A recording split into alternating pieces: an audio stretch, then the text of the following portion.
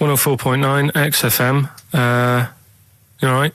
This is Karl, producer of Ricky Gervais and Steve Merchant. They're not about today. Ricky's on holiday. Steve couldn't be bothered. So I'm left here with all the DATs.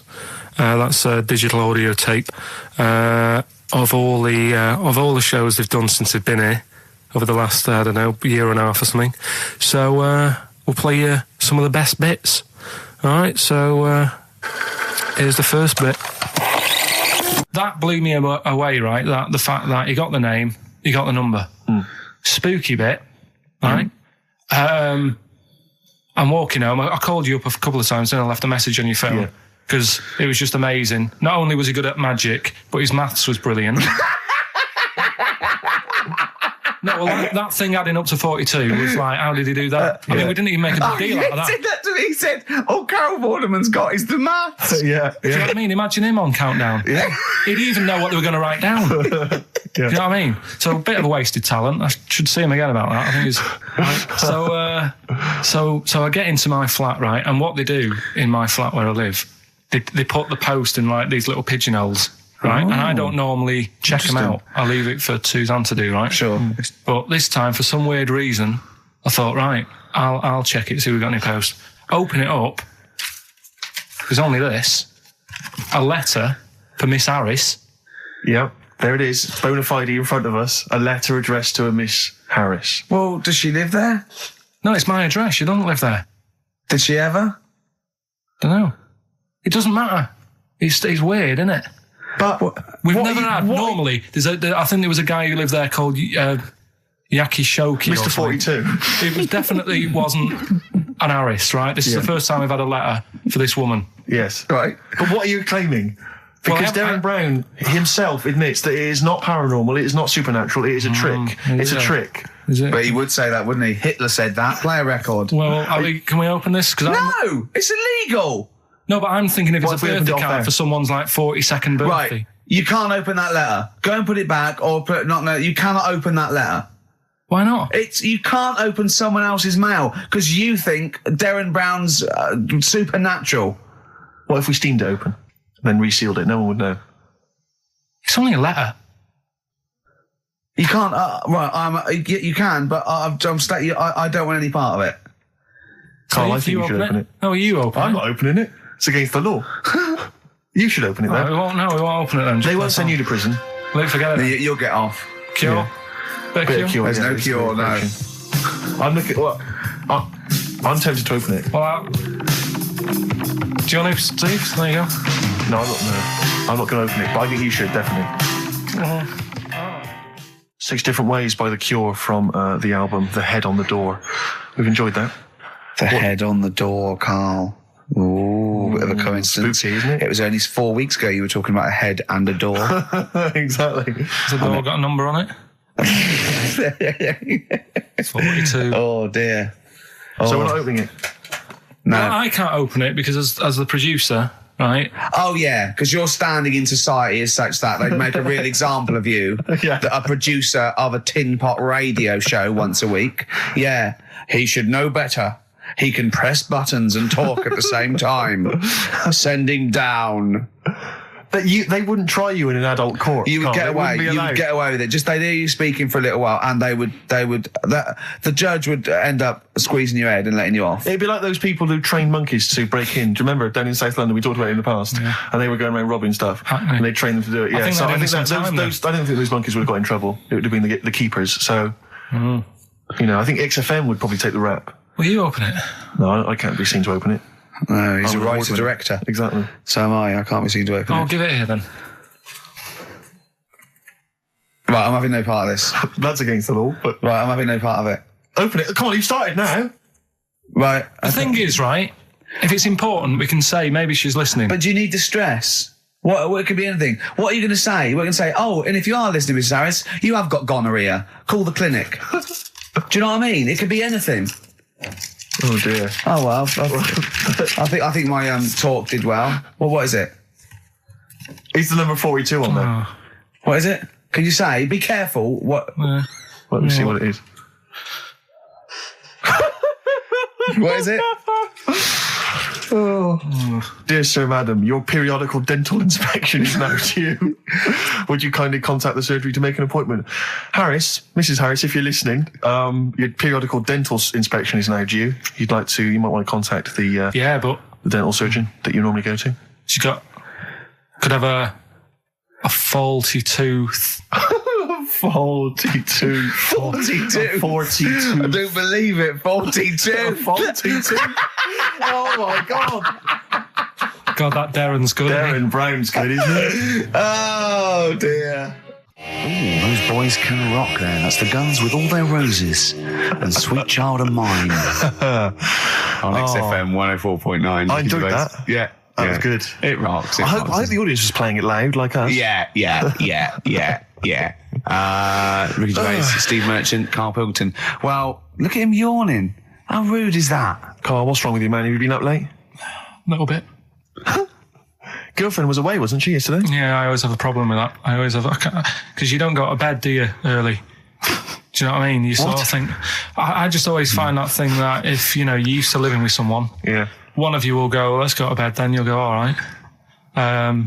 But when you're on your own, you go, you just forget to go to bed. I just stay up. Okay, stop eating now, Carl. You've ate all the food. That's just a plate. All right. Okay. Yeah. No, I stayed up and watched, there was a thing on about Dracula. Right. What, Dracula? And I found a flaw in it. Go on. Not the fact that he's the living dead and and drinks blood to stay alive and he doesn't reflect and he can in turn into a mirrors. bat. Well, and you can go on. The mirror thing, you can't look in mirrors, can he? Well, he can look in mirrors, but he can't see himself in a mirror. Yeah. That still doesn't work. Go on. It doesn't work at all, Carl. It doesn't work at all. Go on. Well, centre parting's always really neat. His centre parting's always really how neat. does he do it if he can't look in the mirror? Blood on the floor or something it was called. Rubbish. I love the flaw in the Dracula film is that his centre parting's too neat. How did he do it without a mirror? Oh. Was it a documentary about Dracula? No, yeah, there was the real Dracula. The real Dracula. Yeah, the real Dracula. The it's just a film. It had blood on the floor or something. It was called. Yeah. It's rubbish. We had a little lunch yesterday, didn't we? We did indeed. That was a nightmare. Yeah. I hate going out with you two. I was explaining to Carl, right? I like to excite Carl's imagination, right? And if it involves chimps or monkeys, all the better.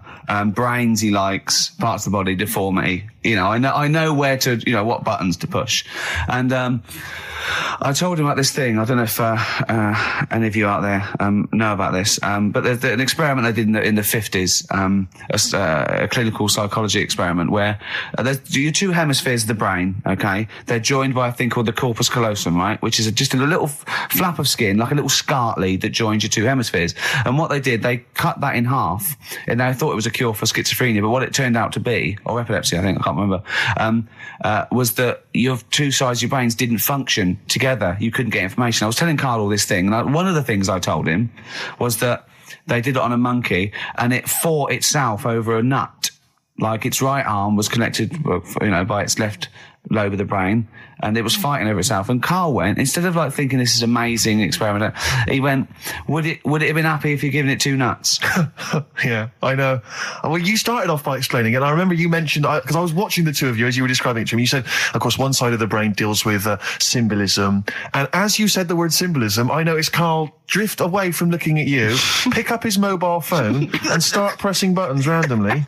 And I thought it was the word symbolism that got him. And I noticed it took you just a moment longer. And I think the first thing you said was, when did I lose you? Yeah, I knew I'd lost him. It's extraordinary. And he doesn't even try to disguise it. I said nomenclature at one point as well. Right, yeah. And I knew I was dicey with death there. Yeah.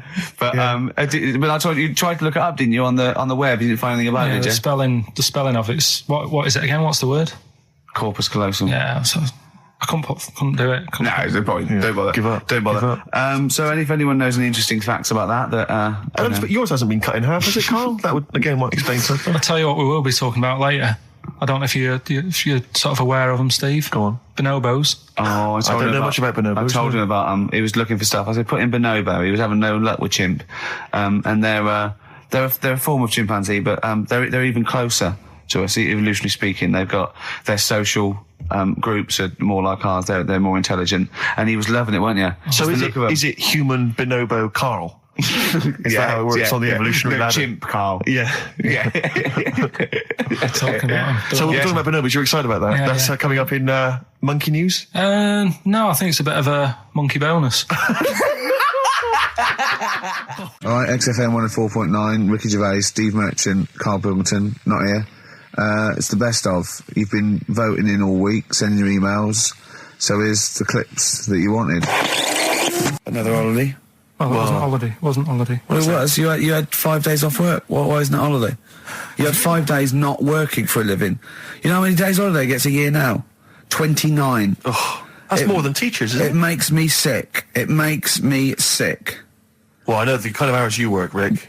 It's mad. I mean, if you're not in work by midday, you're furious. No, but I mean, I'm always... 29's normal for the normal working person. Yeah, but, you know... And anyway, it wasn't a proper holiday. I went to see my mum and dad. It's nice to see them and everything, but it's not holiday, is it? Why? It's not going away. It's not getting on a plane, is it? Going away. Oh, is that definitely a holiday? What happened before 1950?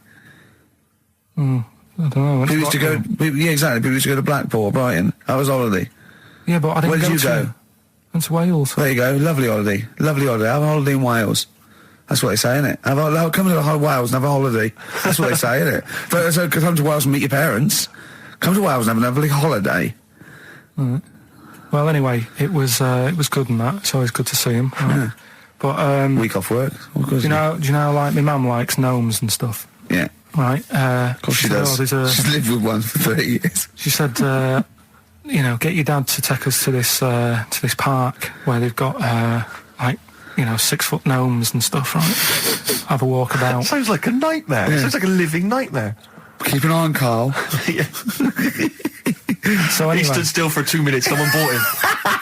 No. You can't buy them and that. It's like a little exhibition thing. Yeah. Right?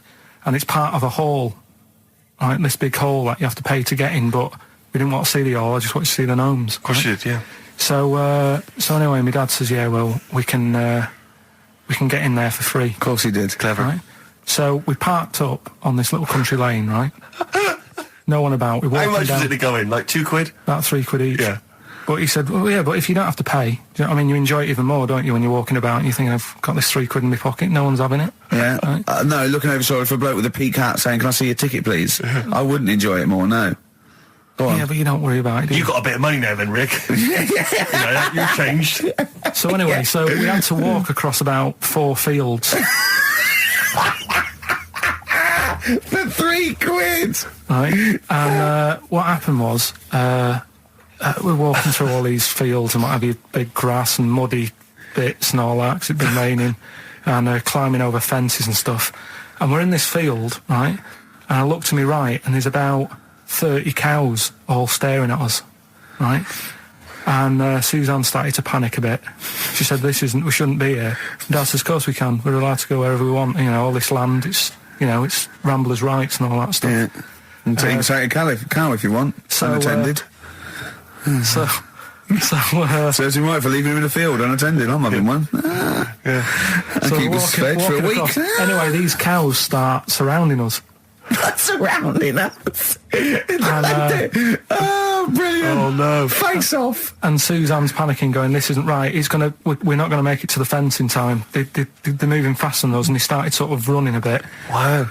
And it's like some kind of bovine West Side Story. A gang of cows coming at you. Don't worry about it and stuff. But my dad had to sort of stand there and wave a stick at him.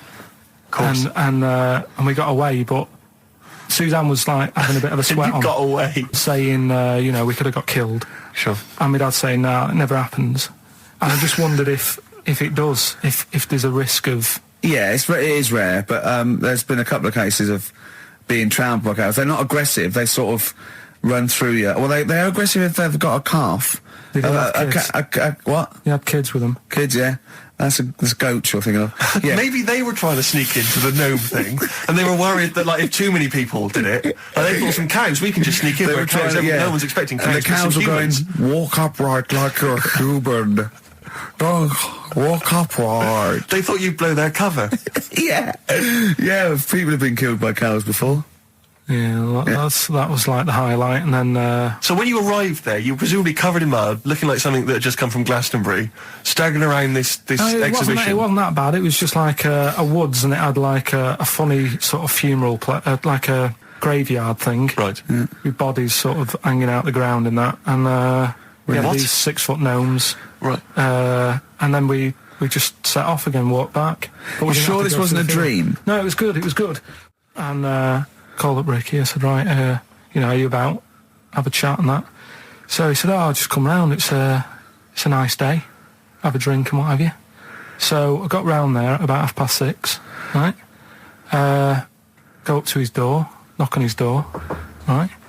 He stood there with his tackle out. Oh. Yeah, what did you make of that? What was wrong with that? What do you mean, what's wrong with that? Why were you looking at it? Why were you looking at it? I tried not to look at it. But again, you're always sort of attracted to it, aren't you? Kind of like... I've never been attracted to another man's tackle. I don't know what you mean. You can't help but have a little sly look. Especially when it's there. When you ring the bell, and I mean the one on the door, right? And that's hanging out. And does he dress to the left or the right? It was to the left, wasn't it? Yeah, it was left, yeah. Just popped out of my shorts for him. Just popped him out of the shorts. Should have seen the state of him. Shorts on, no top, cigar. Looked like someone out of The Sopranos. It was a mess. Yeah. And then... we sat on the balcony drinking wine, didn't we? Did you pop it back in, or was it... Yeah, I popped it straight back in. I'd got the laugh. Sure. I'd got the laugh I wanted. Yeah. He walked in, he went, it's not that hot. Straight away, it's not that hot. Oh, brilliant. Then, was that knob news, or is there more? No, it's got more knob news. That's just a taster. Just a taster. Listen, let's play some adverts, let's play some great music, and maybe we should have some early knob news. Early knob news coming up. XFM. You know, you just mentioned there about sort of no knickers and that. Is this going to be your Auntie Nora? No. Right. It's just, like the last flat that I lived in, I always had a good view across the road, and I could see it was the hairy. There was the hairy Chinese not kid. hairy Chinese kid. He was just a Chinese kid, actually. Yeah. Running Because about. that's rare, isn't it? Hairy Chinese kids are very rare, isn't it? Yeah. There's only one official sighting, isn't there? In one of those shit little magazines that you buy. And there was the old woman who didn't move. She was just sat there reading a book all the who time. we think possibly died and no one came round for weeks, But and now I've moved, right? And it was quiet for a bit. I always look at what view I'm getting, right? Looks across, and it was just sort of empty, sort of flats ready for people to move in and that, right? Anyway, people are in there now, right? And they've put all the furniture in, but I haven't put any curtains up. Oh. Right. So anyway, I'm sort of washing up, just having a look out the window. Yeah. Right. Girl sort of wandering about, knickers on, right? With no knickers on? You mean naked? No knickers. Well, she had a bra on. Right, okay. But, She's probably looking for a knickers. So I thought, and I don't know how long I was looking. No. Right. But anyway, she looks across. Oh, God. I think she spotted me. Yeah. I think, oh, God. I felt really bad. Yeah. I said to Suzanne... Sorry, is this some sort of Peeping Tom confession? No idea. Well, he's not... That's the thing, though. Peepington. If I was peeping, she was peeping as well, because she was looking over. Works both ways, doesn't it? Yeah, but yeah, all she could see of you was your bald head. Yeah. No. But And your hands moving as you were washing up. And some white-looking substance frothing up. Particularly stubborn stain on this glass. Yeah. Oh, God. Imagine that. Imagine if she looked across. I'm assuming your sink is lower than the window. But didn't she just cover up or something? Or she looked back and go, oh, you looking at my fanny? Well, the thing I did... What? I thought, just sort of drop me boxer shorts. Because I thought... Well, Suzanne said, what are you doing? What are you talking about? What are you talking about? No, just so they can see me cheeks of me. What are you talking about? No, because I thought if she thinks I'm walking about in the nude as well, then we've both got something out of it. Carl! This sounds like a bad excuse in court. I know. So sorry, you were looking at a woman dancing around naked, right? So the only thing you could do was immediately drop your boxer shorts. So she looked across, saw you fully clothed, saw you took your boxer No, she wouldn't have done, because it's sort of just the top half and the sink's at a side angle, so I was sort of looking out. So This is genius. So she wouldn't have seen your trousers then anyway? No, she did. I moved in front of the window more. So you then made them...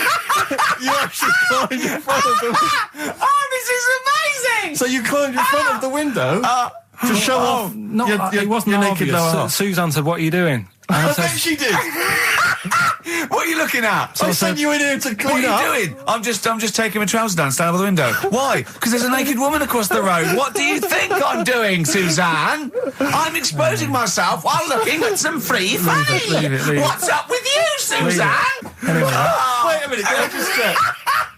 A final question. What did the woman across the way... What happened? What was her I reaction? didn't look again. I just thought you've seen a bit of action as well. We're both happy. Let's leave it. Brilliant. So were you waddling around like a penguin with your trousers around your waist? I just was walking about, and Suzanne said, "What are you doing?" I said, "I'll explain to you in a bit, but don't look out the window because then it's Excellent. obvious." Then he sees that she calls her husband to look at Karl walking around naked. He goes, "Oh, she's got a... Quick, Suzanne, get him out. There's only one with him. Get some more friends. They've gone one more."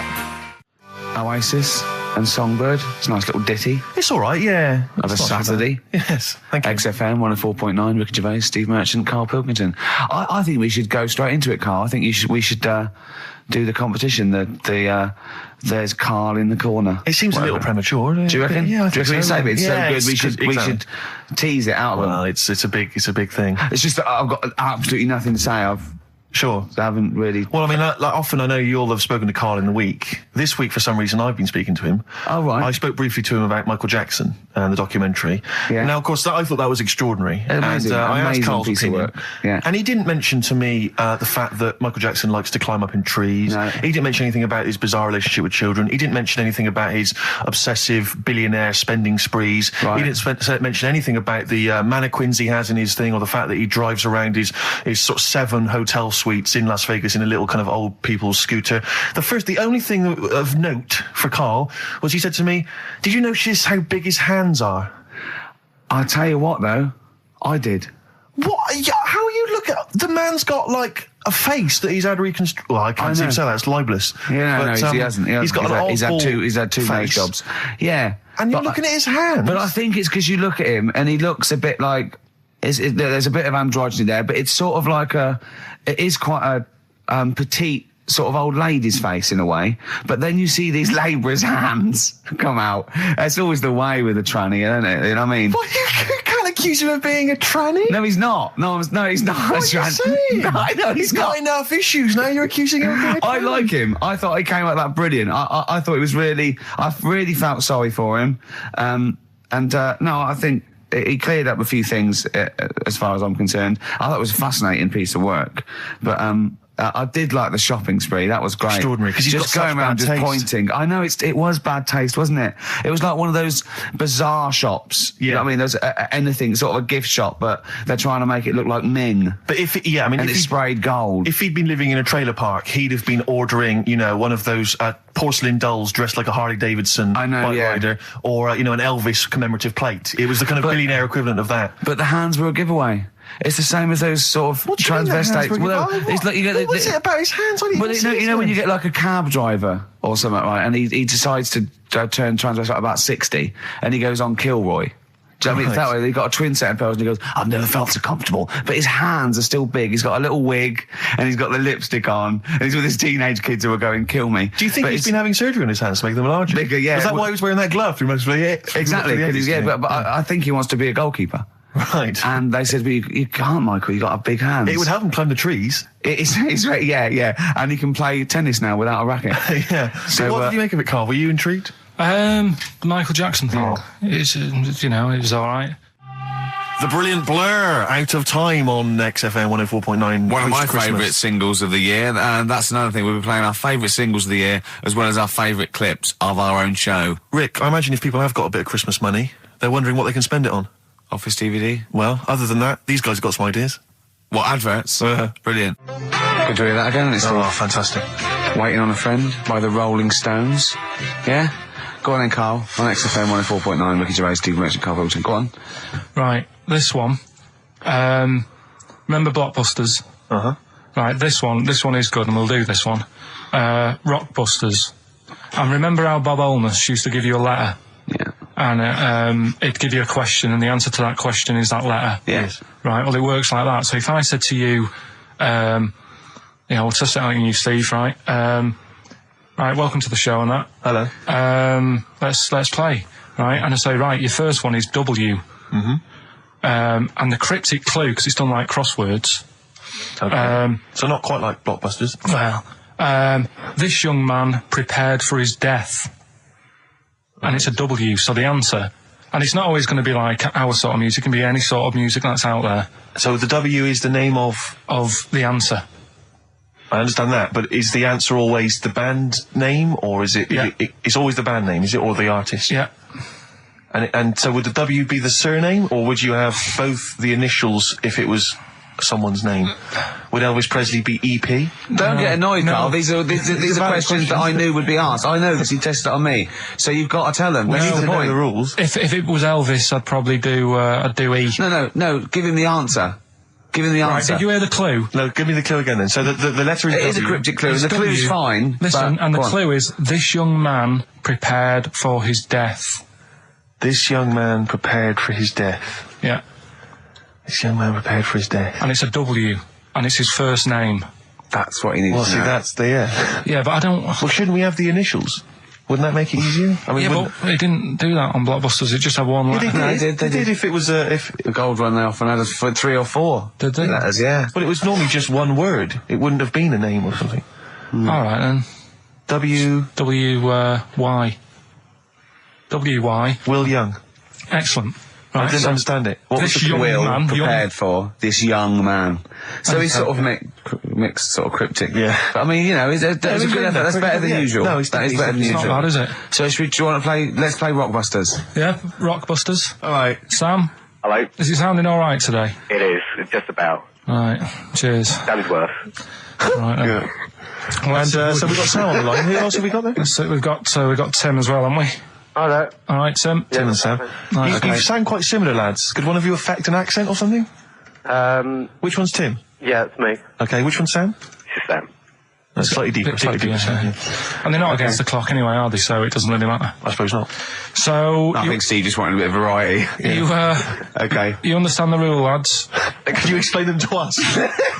Right, play it. Okay. Hang on, wait. Well, let me explain because I mean life is too short. Now, Carl's going to read out say 3 clues, yeah, and just shout your own name and answer it, or shout the answer. Shout your own name, then the answer if you know it. It's the person who gets the most right. Okay. Is that all right? Yeah. Yeah. So, Here we go then. okay then. So Shouldn't it be the first to 3? Well, yeah, but then he hasn't got. Yeah, I've got enough. It's fine. He's got enough clues for that. Right then, here we go. Welcome to the show. oh God. Right, the first initials, S-T, right? Is that right?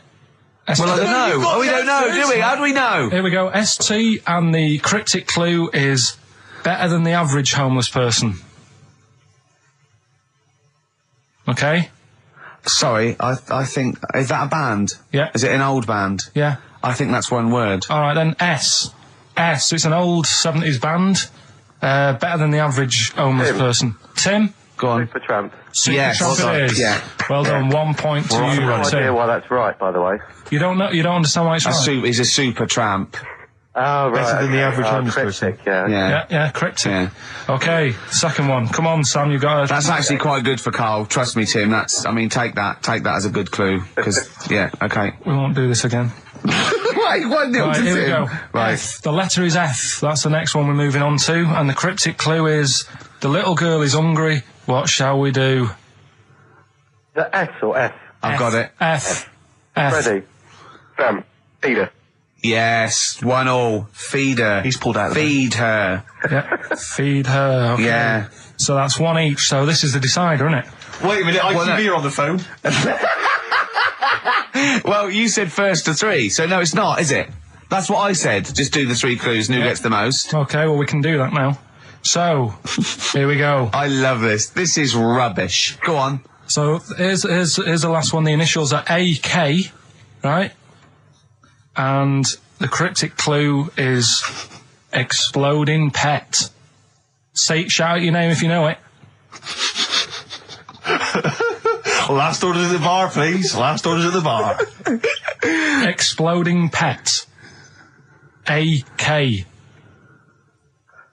You're tuned to XFM 104.9, Karl Pilkington's quiz, Rockbusters. The format is still available. The highest bidder, please give us a call, or you can email ricky.gervais@xfm.co.uk. Is it a band or a singer?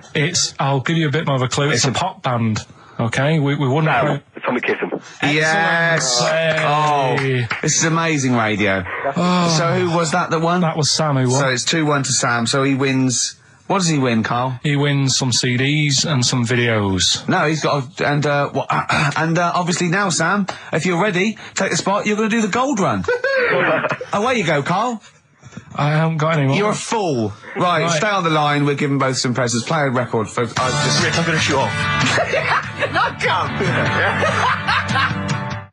Well, listen, still to come, right? We've got the monkeys thing. Oh, chimpanzee that. And when I was out last Sunday, right, at Johnny's birthday party, Yeah. Steve was there. Yeah. Got talking about stuff. And a debate that we didn't really finish cropped up. It blew your mind, didn't it?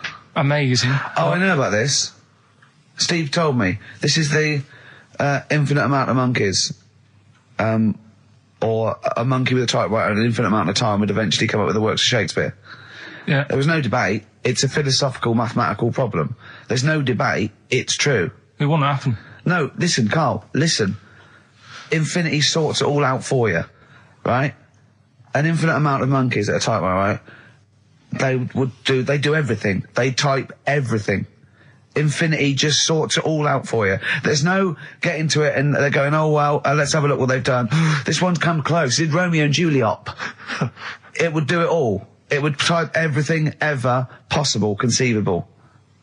Yeah, but it's a mathematical. Well, we've heard your side of the argument, Rick. And I'll be honest with you, it's a persuasive one. But let's hear Karl, because he heard about this in a pub last week. Yeah, so he's got some strong What's your ideas problem with it? What's your problem with it? well, first of all, right, you're saying it's a load of monkeys. It's not just one monkey. It Depends. can live forever. No, wait. It's either a chimpanzee with a typewriter with an infinite amount of time. He would eventually, by definition, mathematically, type everything ever possible. Okay, or it's an infinite amount of chimps with typewriters, and one of them will type it first time. But already, that's not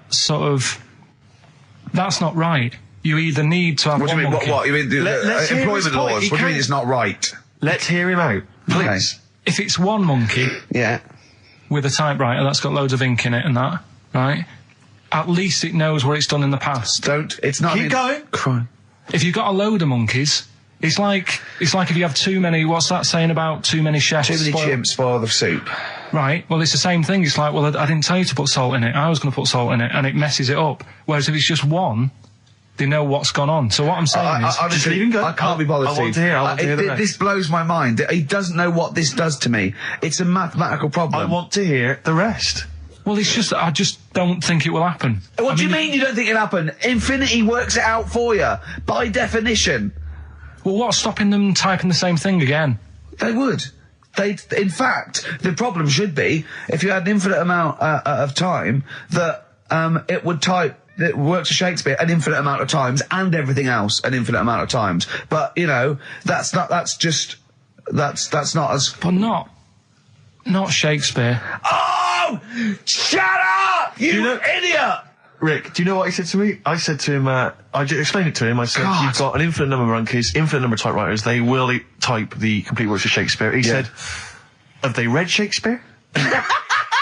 You're an idiot! Play a record. said no. I'm not having this They're not conversation. doing it from I'm not having it because it really, really winds me up. But you're saying they'll do it with no spelling errors. Well, they do it an infinite amount of times. And they do it wrong an infinite amount of times. And they spell the last full stop wrong an infinite amount of times. And they get one thing wrong in Hamlet wrong an infinite amount of times. They do everything an infinite amount of times. But are they going off a story that they've... Play a record, Karl, because I'm going to knock you out. I'm just saying, Shut up! do they know the story? Oh, They're monkeys! Oh, Christ. No, Right, but- okay. Right. The Cure, obviously. Yeah. That song. Right, Carl's been taking phone calls for these clues. Right, and so everyone's been saying the same thing for the last one. He's been going, no, and I'm worried. I'm always worried. FD. I just overheard him on a call. They're going, what have I been saying? Oh, no, it's FP. Dickhead. Right, give me the clues out. It's a rollover. Right, tell people. We're really sorry to anyone who would have got that right. Okay, right, do the clues quickly. Tell them it'll be a rollover, so we have to do 3 new ones. Do you not write these down, You're such a... I don't write the answers down in case Ricky looks over the thing and sees the answer. Why would I cheat? I'd rather you do something right with your life. Right, well, the clues were I've got 3 other jumpers like this one. Yeah. That was FT. Yeah. You got that. 4 tops. Yeah, that's all right. Good, well done. That bunch of people can't make up their minds if they want to sit in the sun or not. That was C. They were getting that. That was charlatans. Charlatan, right? A bunch of them charlatans, right? What do you mean? What's Charlie? No. It's like, shall I go out? Shall we? Charlatans. They got it, right? Where I went wrong with this one, the Jamaican fella, he had to have some aspirin. Why? It's my fault, you know, I'm not cutting, there's no point passing the buck or anything. I said FD. A lot of people were saying, Fred Durst, like, forehead hurts, which is a good one. Yeah, which would have been as good as any of yours. But I made an error, so we'll roll it over. No. What is the answer? What is the answer? Jamaican fella what? Add some aspirin, why do that? What's the thing? FP, it was Frida Payne. Frida Payne? Frida Payne. Frida Payne. Frida Payne. That's awful. You've got to write these down next week. This is I'm right. sorry, You're the producer. I know, but I've had a busy week, haven't I? That's not an excuse. That isn't an excuse. Our excuse is we don't care. Yeah. You do put care. the work in and then make a mistake. Yeah. It's better not to try than try your hardest and be rubbish. Do you see what the point? We don't care. But you've got standards. Yeah, and you're not meeting them. Think of that. You're not even reaching your standards. God. Right, well, that's that, I guess. Well, the prizes will be giving those away next week. Again. Just completely...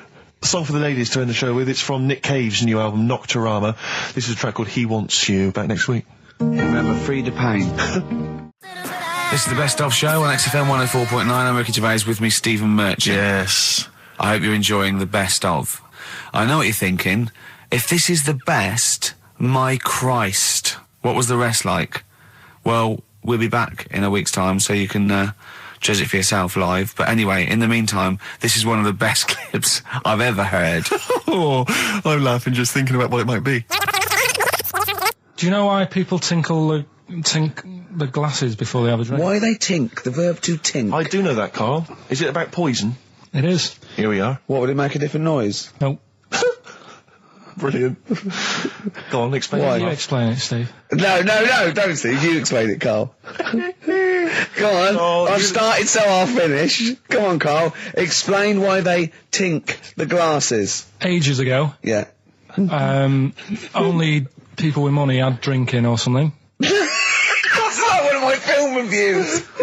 Years ago. Welcome to History Now. Now, ages ago, only people with money had drinking or something. Keep going, Carl. Keep going. Like spirit and stuff, so they'd, it's like businessmen with money. It's easy for you to say. This is getting to be cruel, isn't it? This is amazing. Yeah, go on. Why did you open your mouth, Carl? What were you hoping was the best that could happen? Because you were trying to make me look stupid before with the planet, so I'm not... Whereas you know... Yeah, go on, no, come on. Businessmen with money have got to drink and ching. Okay, so then we'll drink. So they'd nip round to have a chat about whatever they're earning money with. And they'd say, right, do you want a drink then? And they'd go, oh yeah, that'd be alright. Yeah. So, rather than like, just pouring it out of a bottle into a glass and saying, there you go, it could be going, hang on a minute, it could be poisoning me head and trying to like nick my business idea. Yeah. So what they'd do, it sort of pour a bit of his drink into the other person's glass and you get that tink noise. And that's like, cheers, you know. No, Carl, I just have a slight amendment there. I think what it was you're absolutely right that they would then test each other's drinks to show that it wasn't poison. But over the years, that was reduced to just chinking the glasses by way of saying, let's not actually bother going through the whole rigmarole. They just did the chinking of the glasses. Yeah, that's good. It was exhausting though, wasn't it? I know. Was it worth it, do you think? Well, I like that, because people carry that with them now. When they do that, they'll think, oh, that bloke's definitely not trying to poison me. Yeah.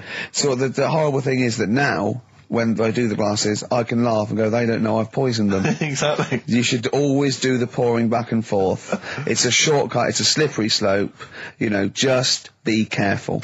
Karl Pilkington in the chair now, the talked about, the acclaimed Educating Ricky. Right, well, just in case anyone's new, doesn't normally listen, basically, I'm educating Ricky. Do a bit of research in a week, find stuff, news, history, anything that's interesting. 3 stories, I give them a nice little headline. You take your pick. Between now and 3, you're going to learn 3 things. Yeah? Yeah. So, the headlines are, I'll be no buying one of them. Give us that again. I'll be no buying one of them. Nice, okay. Yeah. We've also got hippopotamus news. Okay. Okay. And can you believe it? Can you believe it? Well, I'm going to go with hippopotamus news. Hippopotamus news? Hippopotamus news. Right, well, this one, it's... I'm not going to take the credit here. I heard Christian talking about this on breakfast, right? Because it's a good story that happened. Basically, I don't know if I told you about it last week when we were having our spaghetti, but I think you did. Right, I know what it is. I know what this is. Okay, I've not heard this. Right, there's a little midget. Right, there's a circus, I'm loving it already. Circus going on somewhere. I think it was in America. And is that present day or old times? I'm talking like in the last 3 weeks. Okay. Right, little midget. Circus, really packed out show. People are loving it.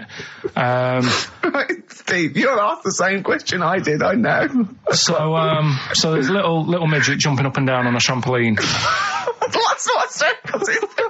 Right. I pay good money to see it. So everyone's clapping, and he's getting carried away. Because he can't believe they're loving it. I didn't know they'd like a little person on a trampoline, but they love me. But you know what it's like when, if there's a crowd of people sort of encouraging you to sort of go higher and stuff. Yeah. And I'm sure he knew it was getting out of hand. But he was jumping and he was coming down the road going higher, and he's going really high in the air, right? So he's doing this, crowd are clapping. There's a hippo, right, just sat next to the trampoline getting ready to come on and do his act. Oh, right, I thought he was in the audience. There's a hippo getting ready to do his act, Steve. Yeah. So he's a ventriloquist.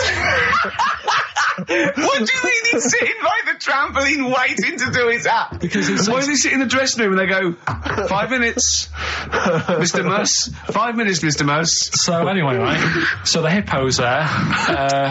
He's getting annoyed, is he? Because the midget's he's going, how can I follow this? This is really annoying. They're going to be, no. So he's thinking, he's already done the trampoline, my pogo stick act is never going to work. Yeah, go on. So there's a hippo waiting. See, it's a great story, and I just know he embellishes it or it gets slightly wrong. Go on. So there's a midget jumping up and down. The hippo's getting annoyed. The crowd are going mad. The midget's loving it. Can't believe his luck. Although you think he probably knows he's dicing with danger. Yeah. So next thing you know, they're all saying higher. He gives it one big, like, heavy sort of landing on the trampoline. Goes really high, but goes off at a funny angle. Oh, hypotenuse. Okay. Yeah. And sort of flies off. Hypotenuse! Sure. Flies off at a funny angle. Ooh, Hippo's there, swallows him whole. Crowd are clapping, thinking that's why the hippo was waiting there. Rubbish. Rubbish. It's not rubbish, though. But no, maybe there was an accident in a circus with a midget and a hippo, but at no point was this hippo waiting to go on, going, come on. The midget flew off at hypotenuse and landed in the hippo's mouth and was swallowed whole. This is what you embellish it. That is great. And I have to say, though, Rick, when I heard midget, trampoline, hippopotamus, I was thinking accident waiting to happen. Yeah. So... Yeah, maybe. I mean, it is that you should never put those three together. Never. It's a recipe for disaster. Everyone knows that. Midget, trampoline, hippopotamus. Are you mental? You're asking for trouble. Well, you know when he told me it, he said, and the midget, he didn't mention the hippopotamus, and he said the midget went on, and soon he fell off. and the hippo ate him. And I said, sorry, what was the hippo doing there? He went, it's a circus. I've never heard of a circus having a hippo. No, what do hippos do? What can they do? You can't train them, can you? What do you... Aren't they, like, very deadly? They're huge, aren't they? You can't have a hippo in a circus. Are you sure? You're not thinking of Zippo? He's neither clown. Yeah. No, and it wasn't some sort of where Zippo was eating a midget, and it's some sort of horrible sexual act. No, it was definitely. I heard it on breakfast, right? Oh, okay, sorry. No, it's definitely fact. Yeah, okay, right, okay, good. Carl's found love on the street before, haven't you? How's it going with your bird, Carl? Are you married? No. How long have you been out with her? Going out with her? 7 years. Because, I mean, you're quite a simple man. Yeah. You're sort of a simple In a nice way. ways. I mean, yeah, you're like Helen from Big Brother. Yeah, you're sort of nice enough, but I look normal. well, yeah, you sort of do. But you could be one of those that just suddenly go mental with a pen. Yeah, do you know just what I mean? stab people through the eyes. Yeah, you sort of look normal. But if I wouldn't really want to wind you up to a point of frenzy. How did you meet your girlfriend? Through work. What, through her work? What, you found out and said We worked at the same place. Oh, you're right. Yeah. You're quite an enigma, aren't you? Could you give us more on that? At work, you met her at work. What, she came in selling sandwiches? She was going through the bins outside. What do you mean you met her Why at are you work? having an attack on me? You're the not one having an who's attack sad and lonely. Oh, he's done you again. He's done you Yeah, but what I thought was interesting was I just scratched at him and he just went mental. Yeah, no, It's like a but bear caught in a trap. It's funny, isn't it? You'll never learn. Carl. No, I was just interested to find out what the story was, because it might be a really romantic story. Well, it's not. All right, jeez. I love the fact he doesn't want to talk about his love affair. I was thinking about you in the week, and like, does it worry you? I mean, you sort of joke about it now, and we're talking about it in the office, you know, like, oh, is Steve really touchy about the way he looks? And Oh, what's this? Where's that come from? He's done it again. He's done you again. I was walking home the other night, and I was thinking about it. And do you worry that when you're old, you will be on your own? You did start it though, didn't you? Well, Carl, I'm glad you brought this up. because I mean, for me, you know, a lightweight, frothy entertainment show on XFM on a Saturday afternoon is exactly the place where I want to discuss the desperate, lonely future that's inevitably coming my way. Oh, God. I'll tell you what will cheer you up and forget all that. A bit of Embrace. Oh, one of the most hated bands. Probably you're thinking, Rick, isn't it time that we do our usual roundup of what's been happening in the news? Yeah. Which we always do every week. Yeah. We always do something, which is, I mean, basically, if you're listening and you're a new listener, say you work at a newspaper, we always try to be informative, just try and put stuff out there that just educates people, informs What are you people. thinking? Well, I said Monkey News is coming up, but what have you got? No, I was just looking on the net there and just found a couple of quite important news stories, probably worth mentioning. Policeman caught photographing. I don't know why it makes me laugh. It's just the phrasing, I suppose. It's the headline. Policeman caught photographing up woman's skirt. No, he wasn't up there taking a picture of Big Ben. He wasn't going, can I just sit up here? I'm just going to take a picture of that seagull over there. No. He was facing the camera up a woman's skirt. He was indeed. Right. A policeman in Japan is facing disciplinary measures after he was caught photographing up a woman's skirt with a hidden camera while on duty. The 42-year-old sergeant, who's not been named, used a digital camera to secretly snap the shots when the woman was reporting a stolen bicycle. So he was actually doing his proper job.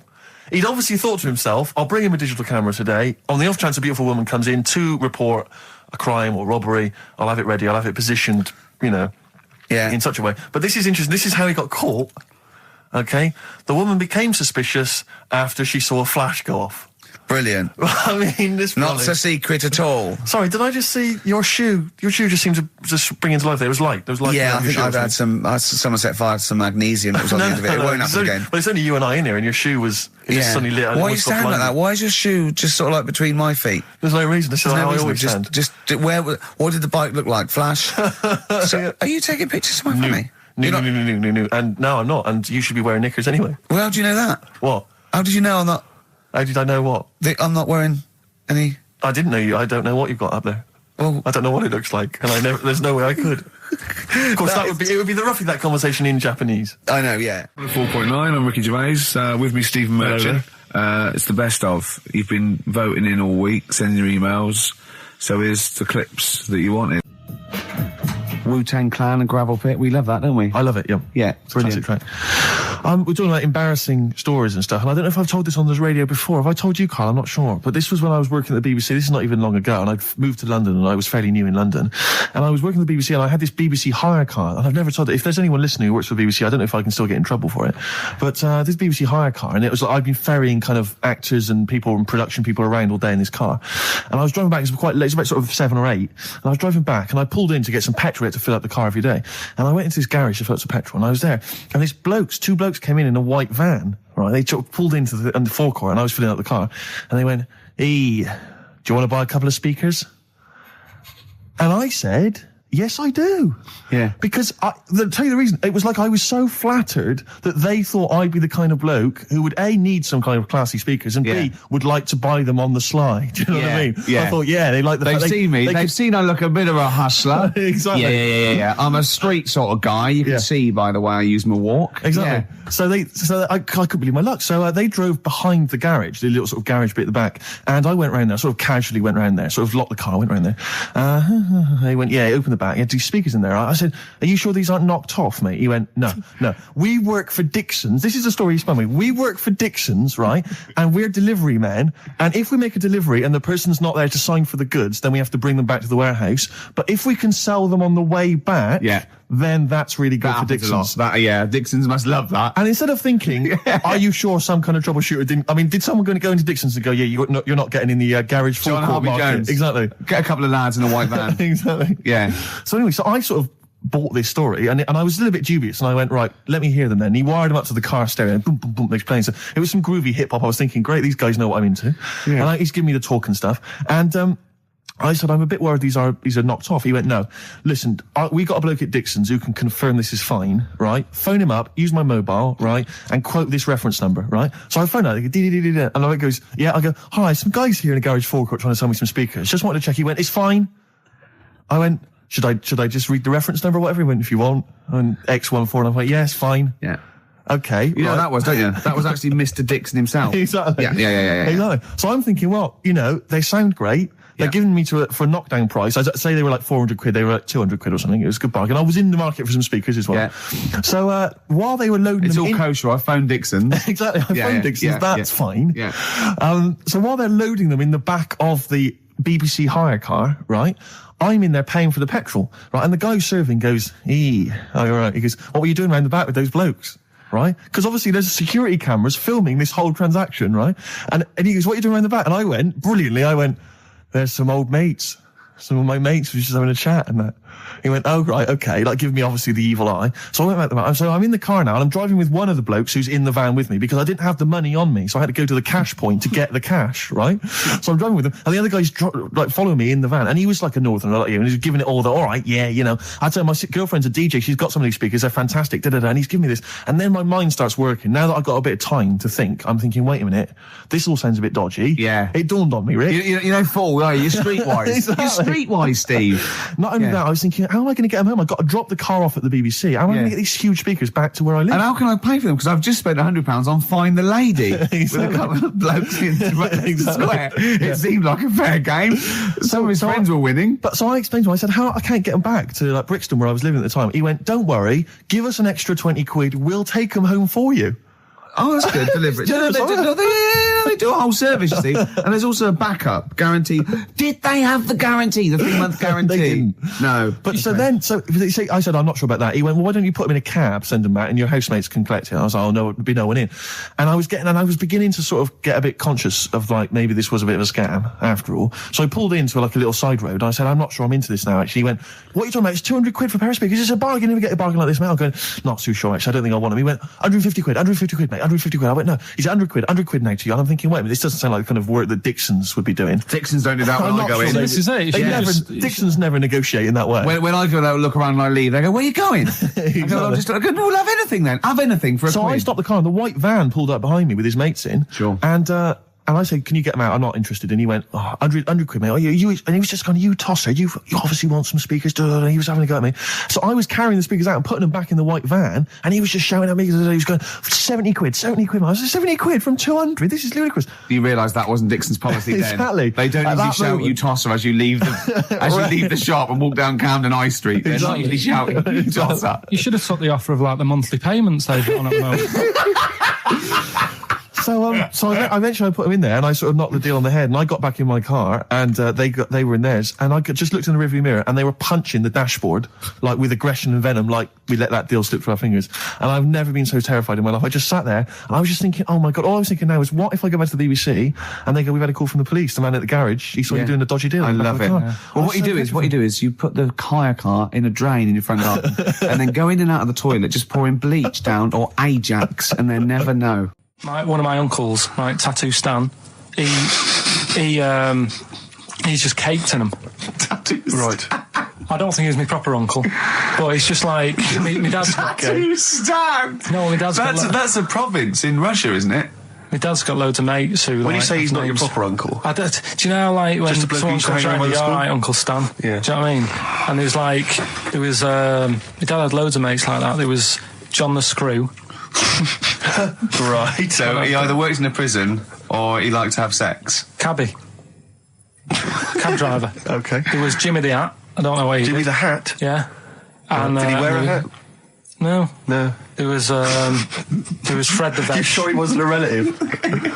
Sorry. Fred the Veg used to get us like big bags of potatoes and that. Fred Veg, okay. And there was Tattoo Stan. Right. And he was just caked in them. And I used to always look at him thinking, why have you done that? I must have only been like, 6 I or suppose 7. if you're born with a name like Tattoo Stan, exactly. you're destined, aren't you? Were Really? they like a 1950s gang? I'm worried about doing a bank job. What was his name? The Hat? What was his name? Jimmy the Hat. I'm worried about Jimmy the Hat. Yeah. Not having a hat. I don't understand it. Are you sure he didn't have a hat? Not when I met him. Did he ever wear a hat? I didn't see him that much. Do you think it was a joke, like, when your mate's sort of like, 8 foot and huge, you call him Little John or Tiny? Do you think... Well, the fact that he never wore a hat. They went, hold on, I've noticed something about Jim. Go on. No hat. And I go, oh, true, let's call him Jim the Hat. Jimmy the Hat, yeah. But my Uncle Stan, he had like loads of them. He did them himself. Oh dear! And it was always that thing. God. What was it? Things like he had like the cross cut here, made in Britain. And if you're going to do them yourself, I'd say at least make sure you're sort of a good drawer. Yeah, and don't do it in the mirror so it comes out backwards. Well, that was the other thing. But like, I remember he did. Names are all right. He had like all his kids' names down his arm.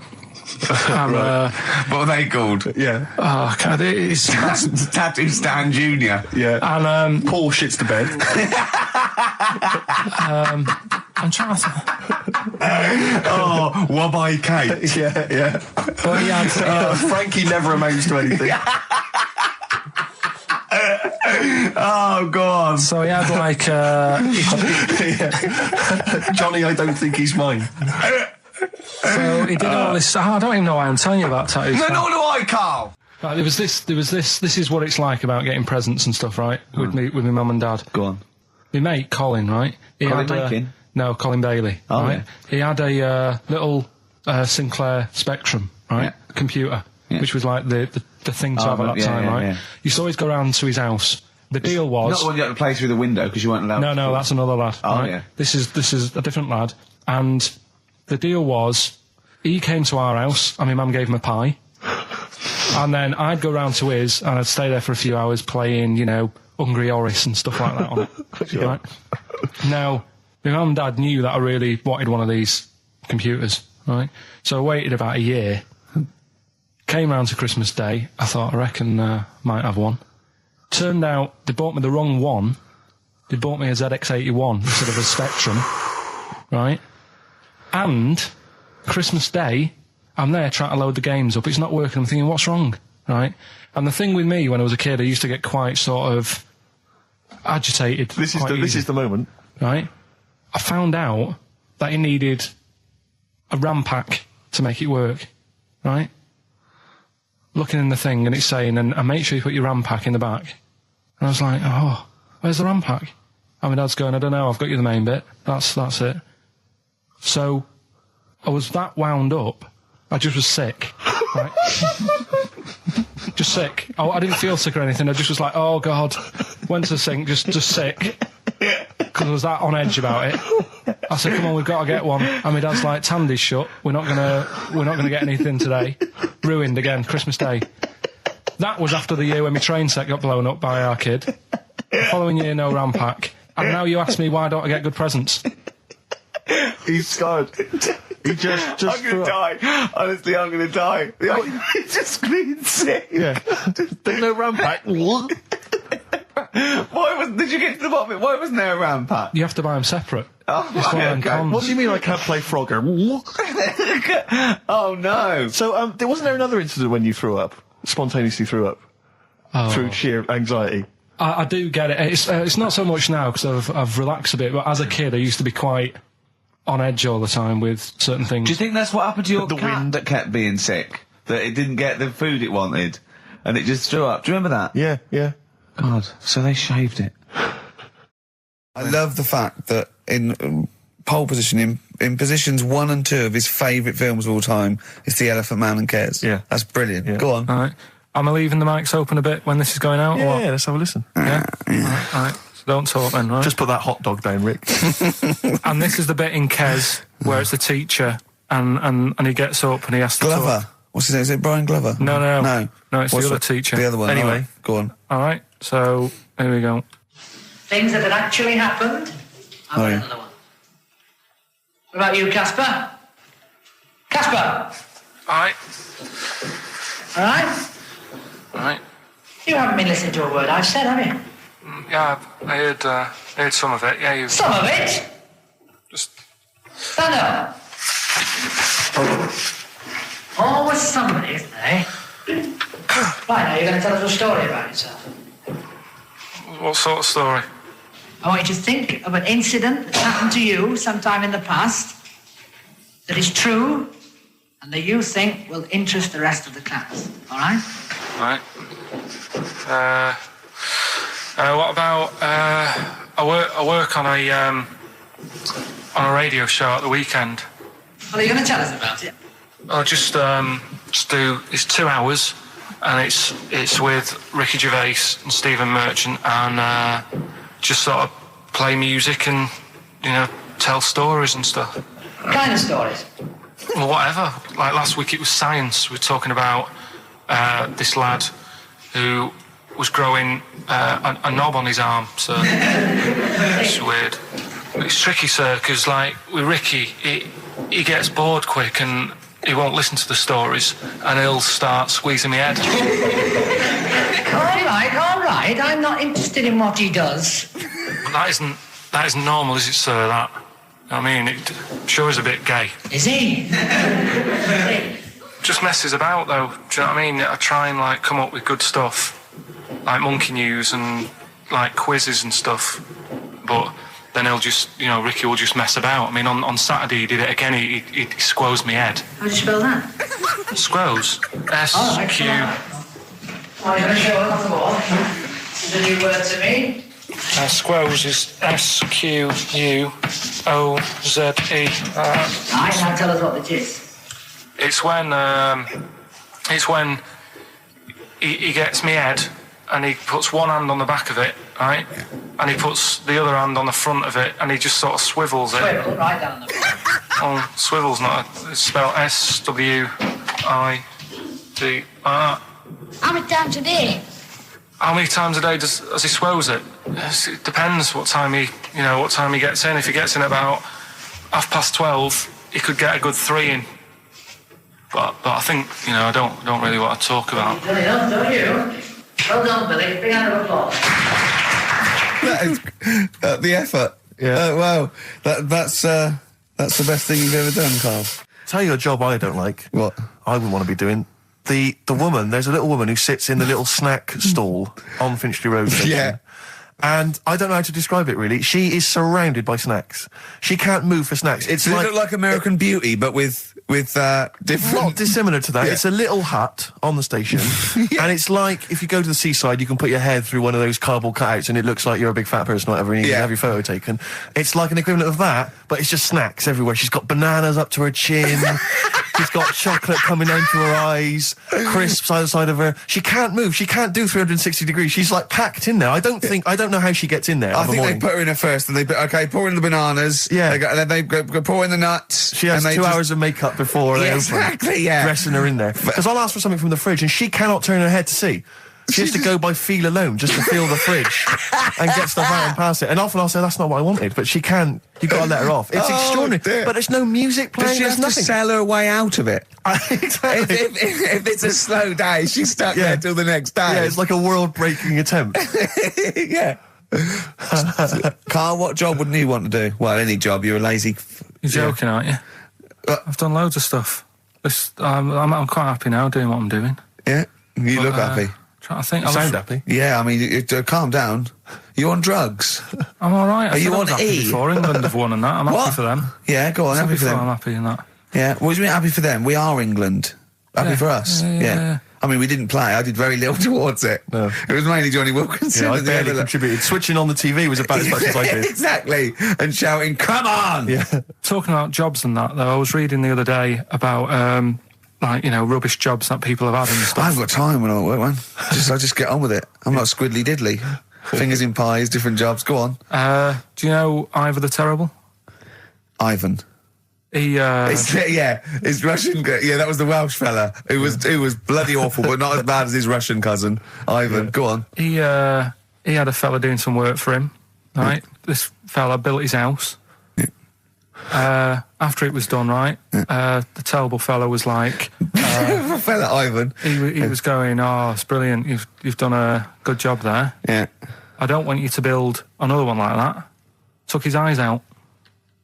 Just stopped him making an house like that. One? Blimey.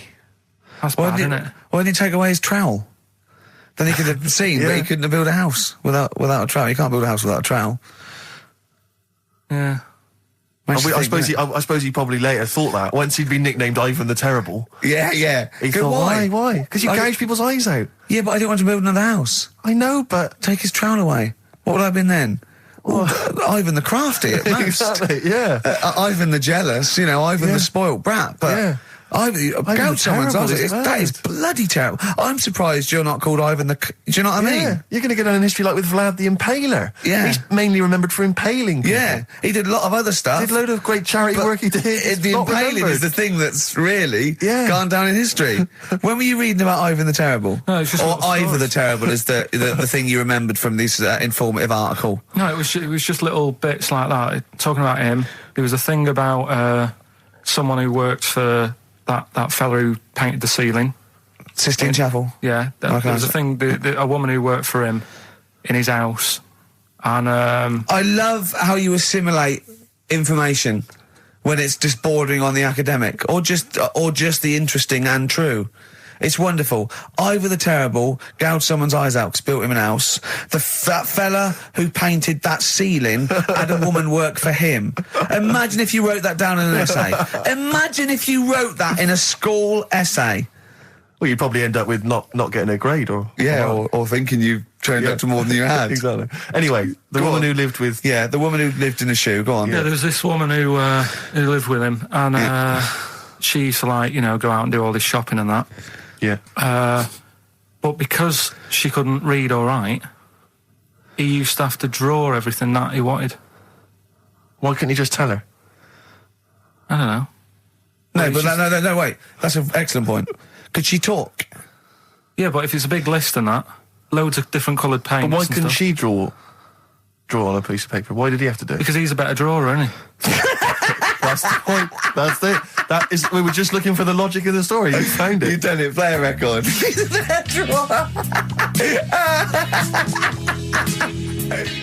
What's the best job you've ever had still, Carl? Talk about occupations. It is still paper round. Is it still the paper round? Yeah. That's ridiculous. No, it was good though. If you look at it, what I liked about it, you're your own boss. No, you're not. You're not your own boss. No, The guy who runs news the news agent agent. is your boss. All right. But then once you get out and you've got your papers and that, you're on your Do own. what you want can as long think as you about deliver the stuff. papers exactly to the places he said you are in the time he said. Yeah. It's and I do. freedom, isn't it? Any jobs you wouldn't do? Go I've just thought of one that you wouldn't do on. with your sort of mild homophobia. Well, I'm not. Proctologist. What's that? Basically sticking your finger at other people's arses. Right, well, I wouldn't do that, no. Why have you got to do that? What do you mean, why have you got to do Well, that? why does anyone need that doing? Because they got to look if they've got an arseache or something. Which trainee doctor makes that their speciality? Do you know what I mean? That must be, right, we got a place for proctologists, and it's you, Meadows. You came last. Oh, seriously, what? I'm not the arse doctor, am I? Yeah, you came last. Oh, I'm a bum GP. I can't yeah, believe it. yeah. You got to, I can't believe this. Yeah. Couple of emails. Monkey Matt's emailed us. Who? Monkey Matt. Oh, Matty, yeah, go on. Yeah. He says... How's the Monkster? He's all right. He says, Karl has missed a cracking headline from The Sport. Hide-and-seek champion found dead in cupboard. I hope it's real. I don't know if it is. I doubt it. Just looking through some of the news stories that Karl did make it into Karl's news roundup. Yeah. This one you might be interested in. Headline, woman says partner ran off to become vampire. Yeah. And it says a young mother says her partner has dumped her to become a vampire. Rebecca Roberts from Somerset says Matthew Barrett fell for a blood-worshipping woman in a US cult. The 23-year-old mother says he began shaving all his body hair, dressed in black, and used Rebecca's lipstick to redden his eyes. Rebecca caught him performing weird blood rituals in front of his computer at night, cutting himself to prove commitment. She said, I thought it was just a hobby. Everyone's got a right to one. I was pleased he'd found an interest. Brilliant. This is apparently from The Sun. Apparently he's left. He's gone to America. He's living in this Ohio-based cult. But it's the last bit where she's been asked whether or not, if he came back, would she take him back? Sure. And this is where I wonder if the journalist, you know how journalists are supposed to just report the news, be objective. Yeah. I wonder if maybe the journalist here has maybe had some interference. Made the quote better for them than go on. Because it says, I never thought this would take over his life. Now, if he came back, I'd say fangs, but no fangs. Oh, dear! I can't believe. Imagine you're the woman, Rick. Okay. And I've come round. You're the to interview you. journalist. I'm the journalist, and I've come in Okay. and I've said, okay, I read about this. All I have to do is not say that thing. You've come. I understand you're obviously quite upset. Your husband's gone gutted. off. If he came back, would you take him back? Definitely not. Right. What would you say to him then if he came Just back? get lost. Right, but I I'm know- really pissed off with you. Would you perhaps say something a bit more pithy? Not in this situation, no. You're upset? He cuts himself, he drinks blood, he's left me. Sure, Sod off. I'm not interested, mate. Because I tell you what. Go on. I mean, I like what you said there, but I wonder Yeah. if we could condense that a bit more. If he came back, would you say... Go away. Would you ever say something like, thanks, but no thanks? No, because it makes it flippant, because I'm really angry. I know you're annoyed, And I'm but- upset, so I wouldn't Sure. say... I But certainly what- wouldn't say thanks. I might say no thanks. But what if you sort of said it like aggressively, like you were giving him the finger, thanks, but no thanks? Like you didn't really What, mean sort it. of sarcastically? Sarcastically, would you possibly say I that? might say thanks, but no thanks, and Right. that'd be it. And that's Right. and I'd leave it there. I'd never change that. Sure. I'd never change those words. Can I ask you a question? Go on. Do you like puns? Hate them. Right. I don't like It's Countdown. interesting. I don't like QI. I don't like any of those posh Cambridge, Oxford types. I hate puns. If you had to say thanks, but no thanks in the form of a pun, what would you maybe say? I wouldn't. I never would. Right. I'd say thanks, but no thanks. I would. I mean, I feel embarrassed that I'd even say that because I don't think I would even say thanks, but no thanks. Okay. But if I did go that far, I'd leave it there. Sure. So- have you ever noticed, as I have, Go on. the similarity between the word thanks and fangs? Not really. It's very similar. Not Thanks, really. fangs, FTH. There's a K. Fangs very much. G. It's A and S. Well, the A, the N, and the S, but that's about Would it. you agree it sounds marginally similar? Yeah. Is sort it of. possible you might one day say fangs but no fangs? I wouldn't know. Right. I could put that though, could I? But don't say I said it. Right. I mean, yeah. Fangs, but no fangs. Yeah. This is the thing.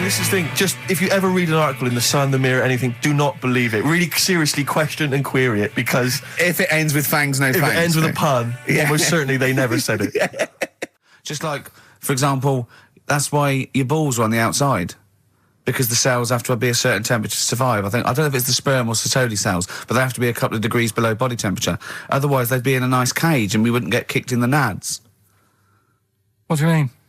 That's why your testicles are on the outside of your body. They have to be a couple of degrees below body temperature. Yeah, but it's not... That isn't why they're there. You see, this is like the chat we had last week about the giraffe having a long neck. What do you mean? They're there because that's where they happen to be. They didn't go, right. Well, that's what evolution is. It's a selection process. It's not a will. The balls didn't say, look, I'm too hot, let's get us outside. Let's get outside of here. All right, hang on a minute then. What? So a little man monkey, right? Theirs are in the same place as ours. Yeah. But they're walking around naked, so it could be anywhere. They could be, like, on the back. It doesn't matter where they are. They call it... Well, they could be on the back, yeah. So why aren't they? This is a completely different... Steve! You started it! I wash my hands of the whole affair. And we're not only back to balls, but we're back to monkey balls. Yes. In one thing from about parasites, we're back to monkey ball news. Yeah. How do we get back to chimp testicle news? All right then, so this worm's in a fish. Yeah. It's like a little platyhelminth. I think it's some sort of... But what I mean is, why are they about? What do you mean? They Why? evolved. But why haven't they died out? Because they're very successful. Yeah. What do you mean, yeah? What do you mean, yeah? Tell me the brain event that made you say yeah in that 1 second gap. Because in a way I don't get it, and if I think about it too much, it hurts a bit.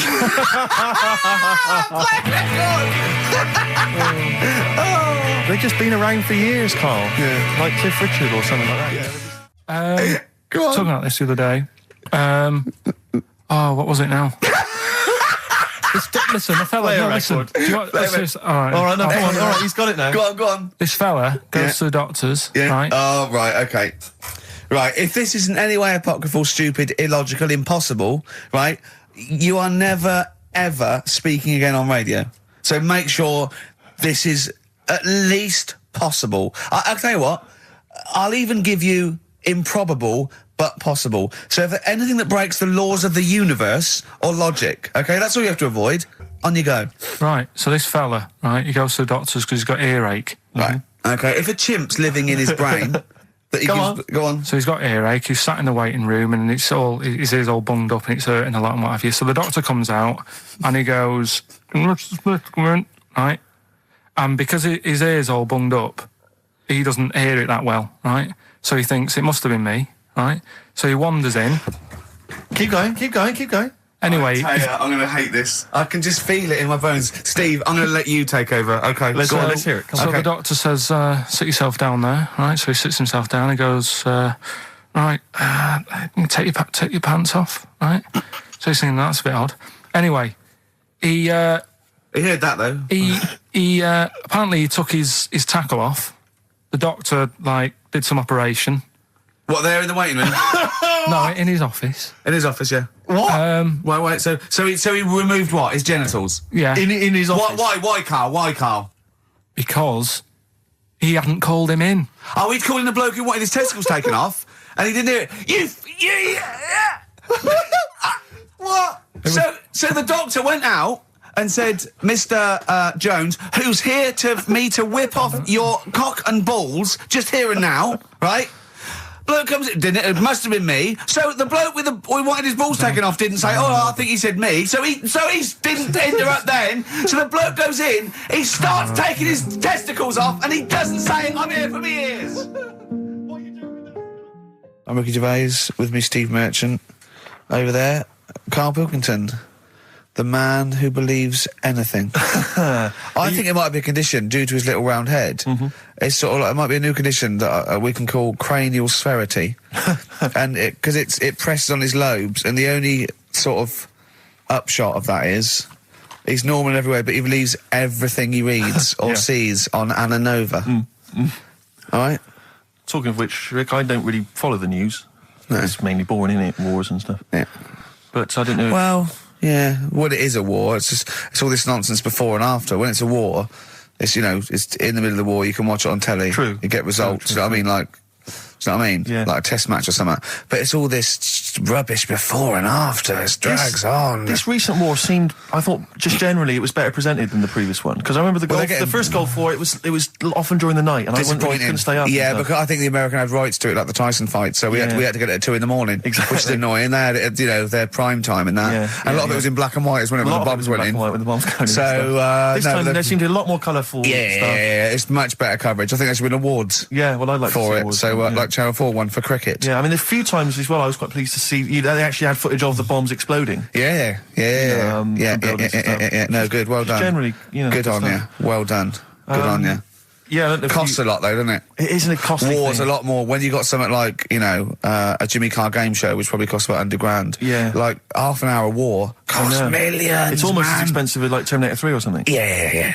But I mean, But then, you got to have variety. Exactly. Sorry, Steve, you were talking, mate. Well, no, I just wanted to make sure you're aware that the World Elephant Polo Championships have taken place. I did get it. I think they mentioned on. Yeah, we won, didn't we? England won. Yeah. Well, my question is, where have they been practicing? I don't know. Do you remember ever at school anyone ever saying to you, "Are you interested in playing polo with elephants?" Do you reckon it was 5 blokes in pith helmets kept sneaking into a whipsnade? Possibly. What are you doing, lads? We're practicing. Get down. Yeah. Get off them elephants. Yeah.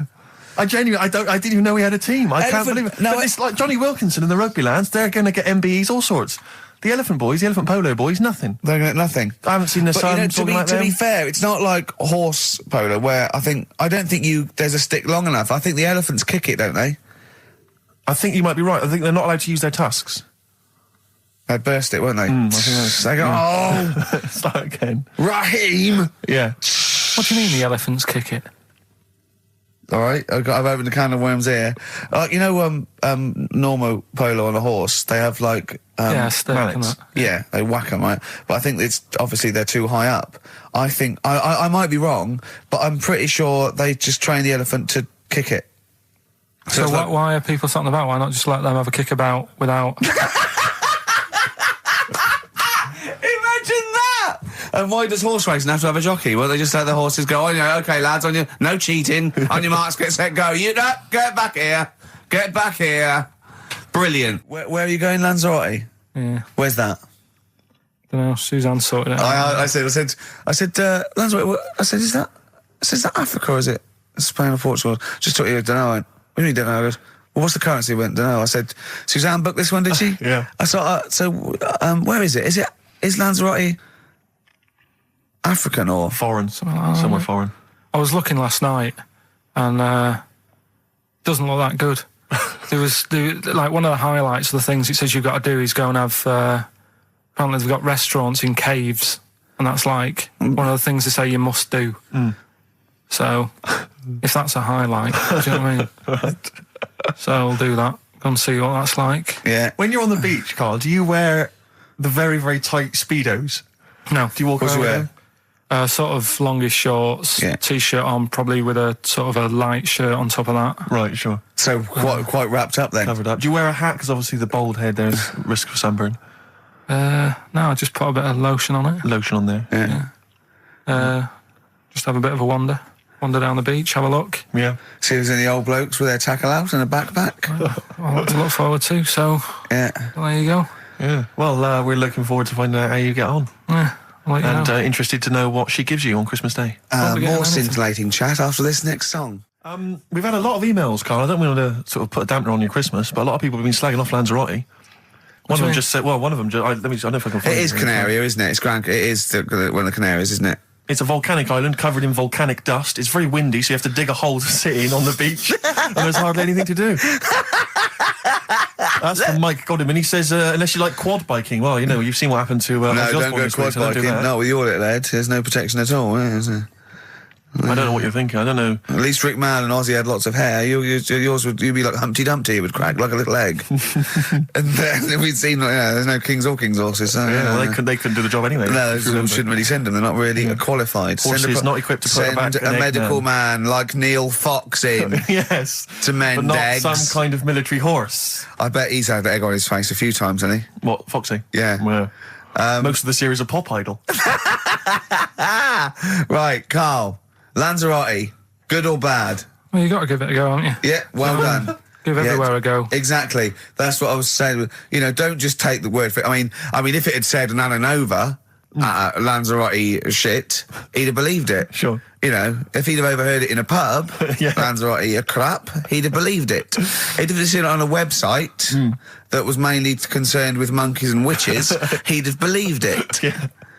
As it is. Everybody raves about New York, and when I went there, I thought it was rubbish. Well, you're an idiot then, because that is possibly the greatest city in the world, along with London. Subjective, though. That's why they have holiday programmes and that, innit? So you see it and you decide for yourself and that. Yeah, but you saw Venice on a holiday programme, as you put it. You went there and you went, it was rubbish, full of black bin liners. Well, it is. Right. Didn't they show them? It stunk. Didn't Judith Chalmers say that? Oh, it stinks here and there's loads of rubbish everywhere. No, she didn't. Did she mention that? Oh, that's what I mean. So it depends what you want from holiday, doesn't it? Well, yeah. But So...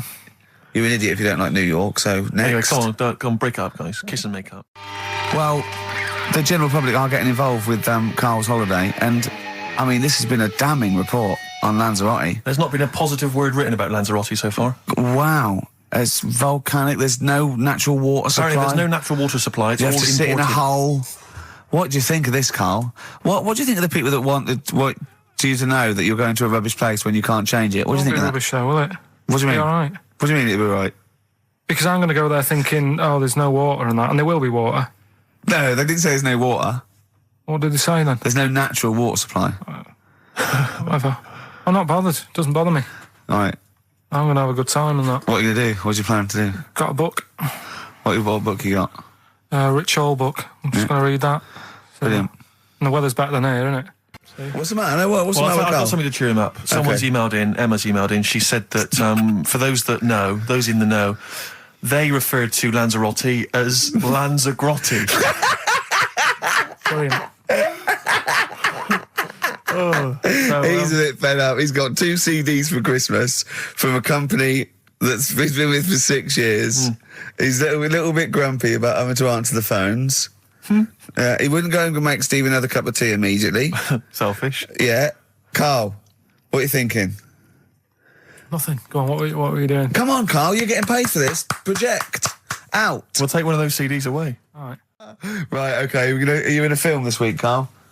We're doing that now? Yeah, go on. Get it over with. Hang on a minute then. Get it over with. Let's get this show over with. We can go home. You can go off to Lanzarote and sit on some ash. Some charcoal. He's not happy about that. That's annoyed him. The listeners have all ganged up on him. Yeah. XFM giving him 2 CDs. We've had more calls for his resignation this week than ever before. What do you think of that, Carl? What do you mean? There's another reason. Do you know what I mean, though? Because he's grumpy. He's not just giving it. He goes, well, I can't help it, can I? I don't want to... You're being paid well to do a job. People have tuned in to be entertained, to have good songs. Me and Steve are working here. I'm pressing the buttons. I'm paid to press the buttons. That's what I'm doing. Has every CD started on time? Then why would they give you Monday off if you just paid to press the buttons? Don't get every other Monday off, do I? So have you stopped doing that now, have you? Well, yeah. Why? Because there's work to do in that. I'm not moaning about it. Let's get on with it. So It's you in the film Scrooge. Yeah. Which version of Scrooge? The old one. Is it if it's just you moaning with bells, I'll be annoyed. Right, go That on is then. essentially Scrooge. yeah. Right, Scrooge, listen to this, and then there's some question at the end. All right. And you can win some stuff and that. Yeah. All right. Yeah.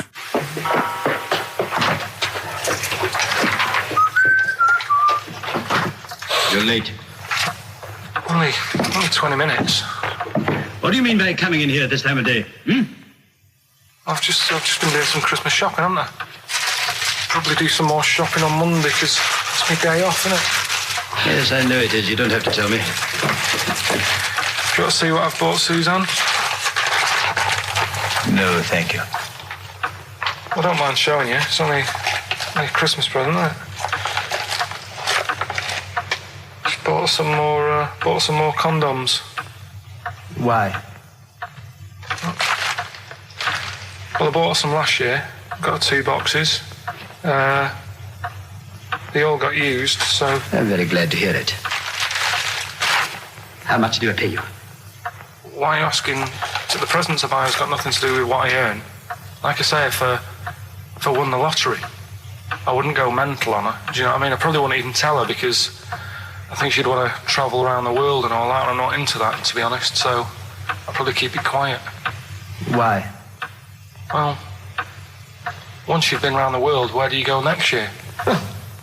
Each to their own, though, innit? You know what I mean? Well, what do you want? What for Christmas? Not that fussed, really. And you, it's just as well I'm not that fussed, because do you know I do some work at XFM? You know what they're giving me for Christmas present? Nothing? No, might as well have been nothing. 2 CDs. That's it. I was well fed up. I'm sure you will. They give you a list of about 30 albums and you get to pick 2 off the list. So I've gone for Kings of Leon album and the best of Bob Marley. Mr. Marley has been dead these 7 years. In fact, he died 7 years ago this very day. Did he? Do you know what sort of donuts Bob Marley likes? It's not my business. No, it's not a proper question. It's an old Peter Kay joke. He likes the ones with jam in. Do you get it? Garlic bread. It's good, isn't it? Excellent. Oh, Carl, well done. Carl in Scrooge there.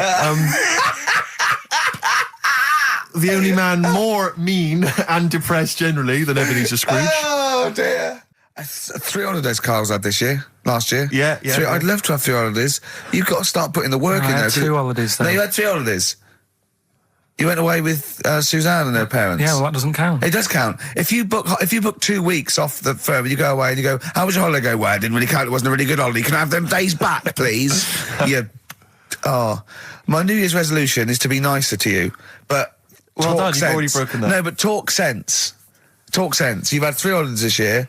And I'm just saying, you're in your 30s now, and 30s is when you should be really putting the work in. That's true enough. To reap the benefits in your 40s, 50s, 60s, 70s, 80s, 90s, and 100. Carl, what's your New Year resolution? What about think before you speak? It's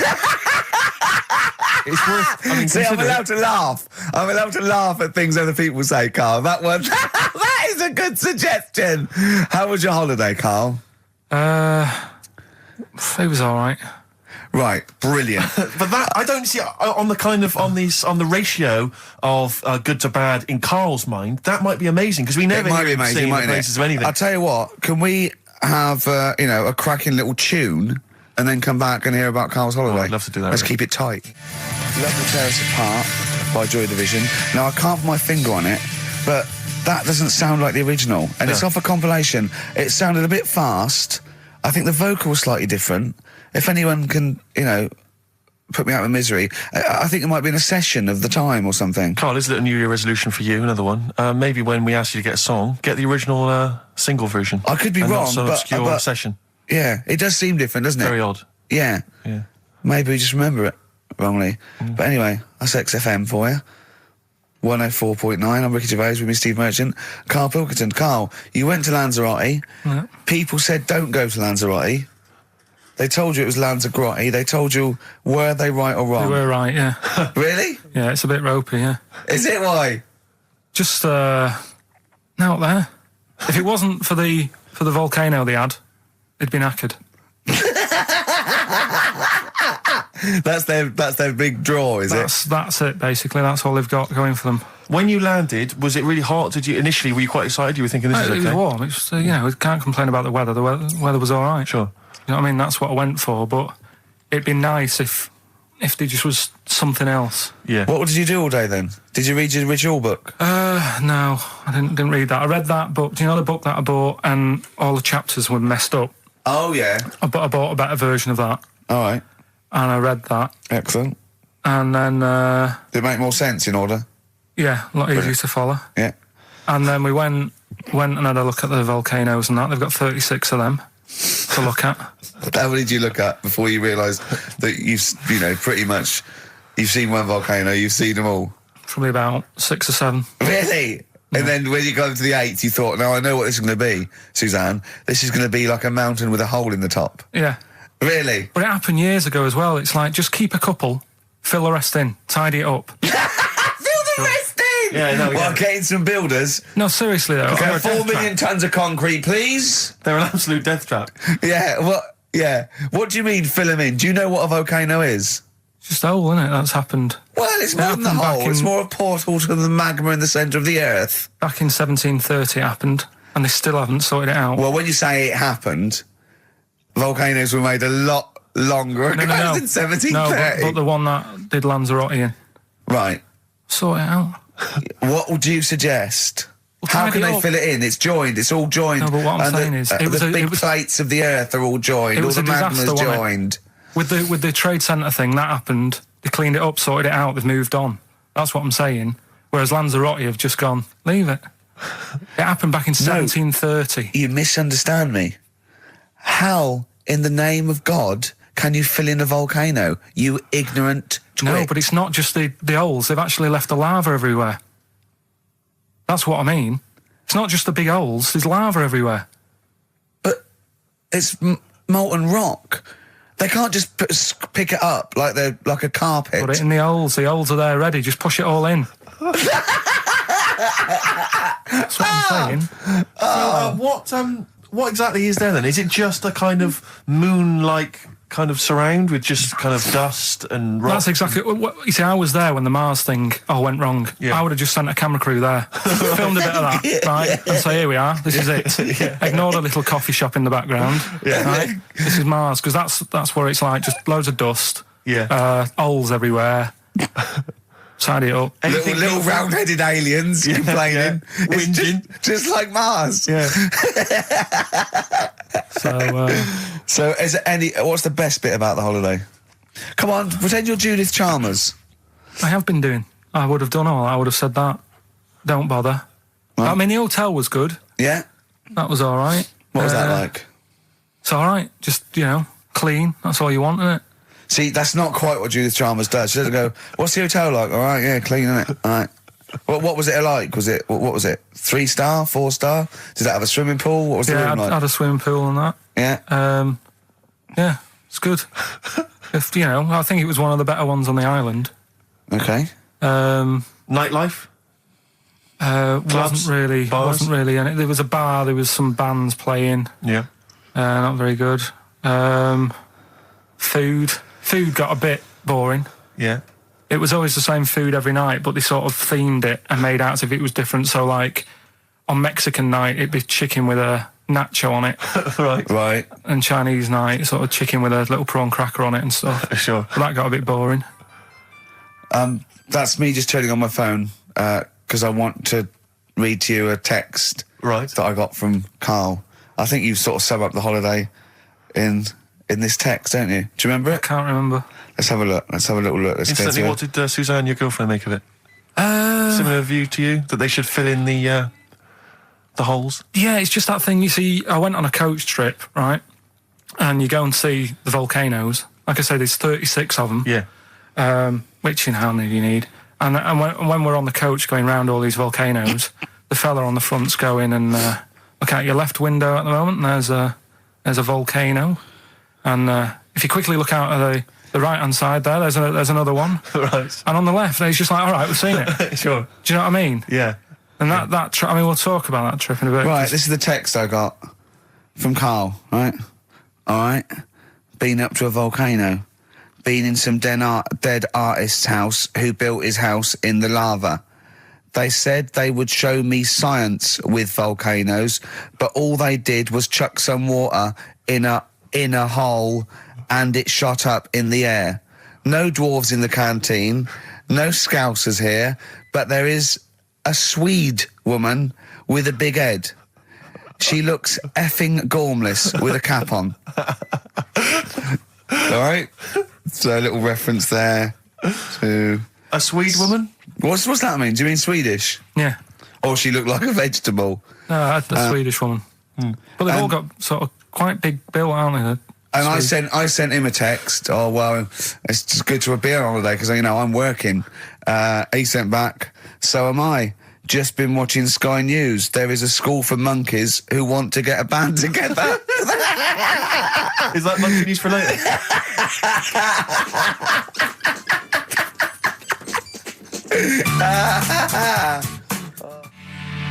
Oh My Corazon by Tim Burgess. I can't get enough of that. I love that chorus. On XFM 104.9. Ricky Gervais, Steve Merchant and little Karl Pilkington. But it was a nice holiday. Yeah, it's all right. It's just, I went there to relax and that. Exactly. Did a little bit of that. trying to think of some new, features and stuff. Sure, always working. 3 holidays a year, Jesus. Oh, not really 3, two. It's all one big sort of like work thing to me and Steve. 2 holidays, isn't it? Work hard, you need the holidays. So, yeah, the things that annoyed me was like, you get bored sat around the pool after a couple of days. I'd read my book. Yeah. There wasn't much going on the Not even any crabs to throw sand at, was there? No crabs or anything. They wouldn't bother with Lanzarote, right? So decided to go on a little trip. That's when I saw the volcanoes and that, 36 of them. So we go on the trip, and the thing that annoys me, it does happen every holiday that you go on. If you go on a sort of a package thing, you have these trips, right? And you pay about 40 odd quid, and they give you some wine, so it make it feel like you're getting your money's worth. But how many of these trips have you been on then? Loads. Probably about 12. More holidays than I've had. Go on. Anyway, so you're on the coach, right? And they take you for the volcanoes. They took us in the middle of nowhere. Yeah. Right. There's nothing else round there. Sure. It's like I say, it's like Mars, but with holes in the ground. Yeah. Right. And they sort of drop you off, and they go, right, everybody, see you back here in an hour. There's loads of volcanoes for you to look at, and a coffee shop over there. And you know for a fact, right, you don't need an hour there. You could just say, well, just keep the engine running, because I'll have a look in this hole, we'll get back on, give us 5 minutes. Don't need an hour. Absolutely. But you know that they've got something going. It's a backhander, definitely. What, with the coffee shop? Definitely, yeah. They go there. And they get everyone to have an ice cream and a coffee, and they sit down, have a fag, talking to the bloke. Yeah, and it's like, cousin. Yeah. How much was the coffee? Was it probably about €3 euros? So I think it was $3.50. Sure. Yeah. Which is, I don't know what. That's about £2.50 isn't it? Yeah, they stitched you up. Carl, you're a second-time buyer, aren't you? But yeah. Bought one in Manchester. Lost $7,000 on that one. Well, don't buy in Manchester. No, it's a good flat. It's just it wasn't. I didn't buy it to sort of make money. I thought I was going to be living there like all my life, and then a job came up here, and it was like, oh. You bought your first flat in Manchester. You assumed you would be living there for the rest of your life. Well, I wasn't in a rush. Play record. You're an idiot. Hang on a minute. So have you got a property portfolio? Have you got the 2 houses now? No, I've got rid of that one. Oh, you sold that one? Got this at flat. £7,000 loss. Got this flat. I'll tell you something that is interesting. Hold on, though. What? £7,000 lost. Yeah. It's a flat in Manchester, but it could only cost about £8,000 anyway. Right, Steve, something they do now, right, they've got to do by law when you're buying, right? I was looking at one in London, right?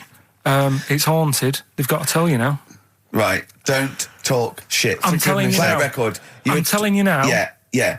There's no such thing as ghosts. That is ridiculous if that appears on a legal document. Right, if there's anyone who sells flats and does that for a living, right, email in, because I'm telling you now that is a fact. She sort of dropped it in. I said, oh, nice feel here. And she said, yeah, well, that'll be the ghost. Just dropped it in. That's all they've got to do. And then I was like, what? And they went, oh, yeah. That's what I've got to do, is it? So that's the legal thing. Did you drop it in? So in court you go, did you drop it in? Yeah, I dropped it in. Play a record. You're an idiot. Now, Carl, you promised me that you were going to reintroduce Educating Ricky. Yeah, we can do that. Have you got it? Have you got something that will that's something that I won't know that's correct and that will interest me? Yeah, there's loads of stuff. Is it anything to do with monkeys? No, we've got monkey news. We've got monkey news coming out. Of course we have. Yeah, monkey news. People are there now. Over to XFM for monkey news with Karl Pilkington. No, we won't do that yet. We're not doing that yet. Educating Ricky is. Yeah.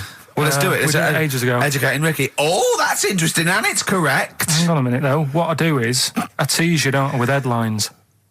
Oh, go on then. And then you have to sort of go, that one sounds good. Go on then. What are the headlines? I want to know more about that. Educate me. Yeah. Right? Okay. You've got, jeez. That Nelly died. That Nelly died. All right. Okay. Right. Could be about an elephant. Yeah. Go on. You've got that. You've got, I've got well. Take well as read. So they all start with well. Okay.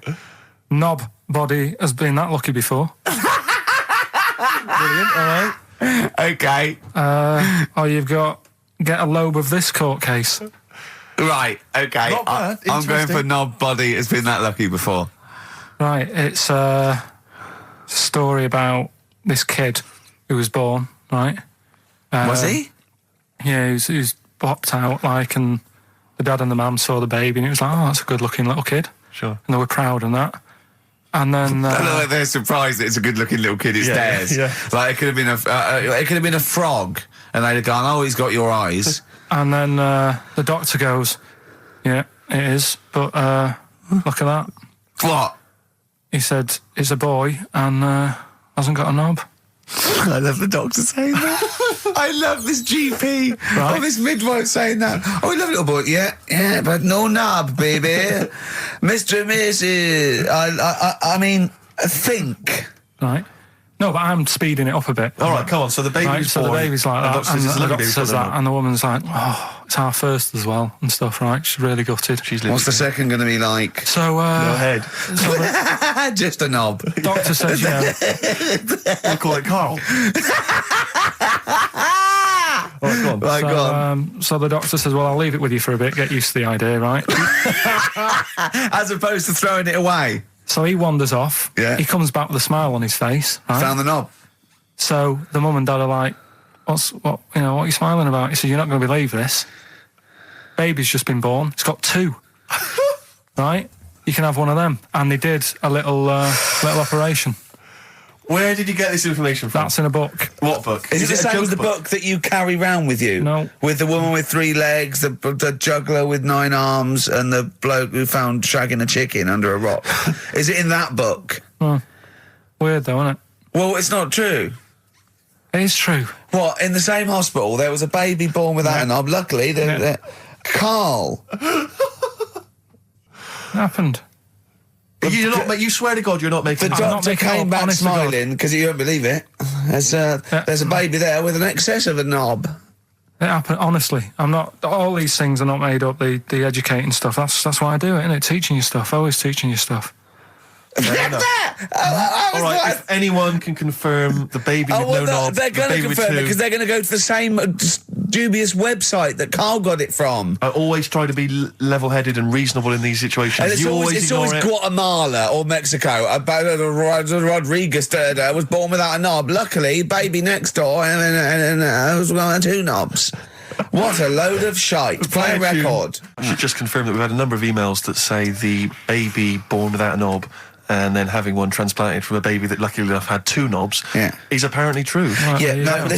Listen. So, I don't question that you could be born with a deformity and get someone's, fingers, knobs. What I'm saying is, it didn't happen with the doctor goes, I'll leave with it. I don't believe it. That baby's got 2 knobs. Exactly. What a coincidence. I bet that little bit of information isn't in there, is it? Sure. That he went out the door, I'm going to get a coffee, came back, bloody hell, hold on, here's an extra knob, I found an extra knob. We can put that knob on there. Perfect. Yeah, you might want to try and you heard about the hanging one when the fella was... Sorry, mate, go on. When the fella was hung. Hung? He was hung and... hung? Sorry, what's hung? He was hung by a rope. So, isn't that... No, I think it wasn't he a Chinese emperor? And wasn't he hung? Yeah. Sorry, he was hung. Some fella who'd done something, they hung him. It's not a word anymore. He was hung. Look, don't be doing that again, because you said squoze wasn't a word, and then I shown you a menu today that someone sent, and it said fresh orange, squoze. Inadvertent commas, and next to it was the word colour, spelt C-O-L-O-R. So, presumably either the American menu, right, in which case there's loads of American words that we don't use, or it's just a badly typed piece of work. Anyway, there was a bloke that was hung. He was hung and that, but he didn't die. Hung on that, he was definitely a Chinese. Hung on that, yeah. I remember him now, yeah. He didn't die, and they said, oh, just hang on a minute whilst we change the rope and that, and he stood there waiting, changed the rope. They tried to, do it again, and didn't work. It didn't work, right. So, they got another rope, right? Didn't work. And then they had to let him go, because it's like there's a well-known saying or something from this thing. Yeah. Chimpanzee that monkey news. Right, there's this monkey, right? Oh, yeah. I think his name was number 6 or number 7 or something, right? In this lab, right? Yeah. And anyway, it's in there, with, like, you know, the rabbits and little mice and stuff like that. And The rabbit smoking. the nurse, right? The nurse, not the nurse, the woman who works in the lab. What would you call her? A nurse? Depends. What depends what her job was. If she was a lab assistant, you call her a lab assistant. All right. I mean, they probably call her by a name. All right, lab assistant, right? Kirsty. So she's, I think it's probably Kirsty. Right, Kirsty Morris. well, she's in there, right? Yeah. And she don't work with many people and that. She's mainly on her own with, you know, just putting lipstick on rabbits and stuff like that, right? Chimp fancies her. So, Chimp fancy her. He's putting on lipstick. Chimp fancies her because she's got hairy legs. He gets pally, right, with this woman because, you know, he gets to a point when she sees him every day. It's the way he sort of tries to string out like it's a narrative love story. Did the chimp put its hand out and grabbed her, and then you thinking that he made a move on her? So right, come on, he's allowed out. He's allowed out. It's not a story, is it? He's allowed out the cage and what have you every day. So he's wandering about, and as time goes on, he's watching what she's doing more and more. Yeah. Right. So he notices like the code on the door, right? Right. Whatever 247 or whatever. Yeah. And he goes, right, I've clocked that. I've got that. I'll remember that. Right. And then he goes, right, there's a lot of lipstick and that knocking about, a lot of makeup. Right, okay. No, there's no way. Finish. No, because Steve, you know what's going to happen.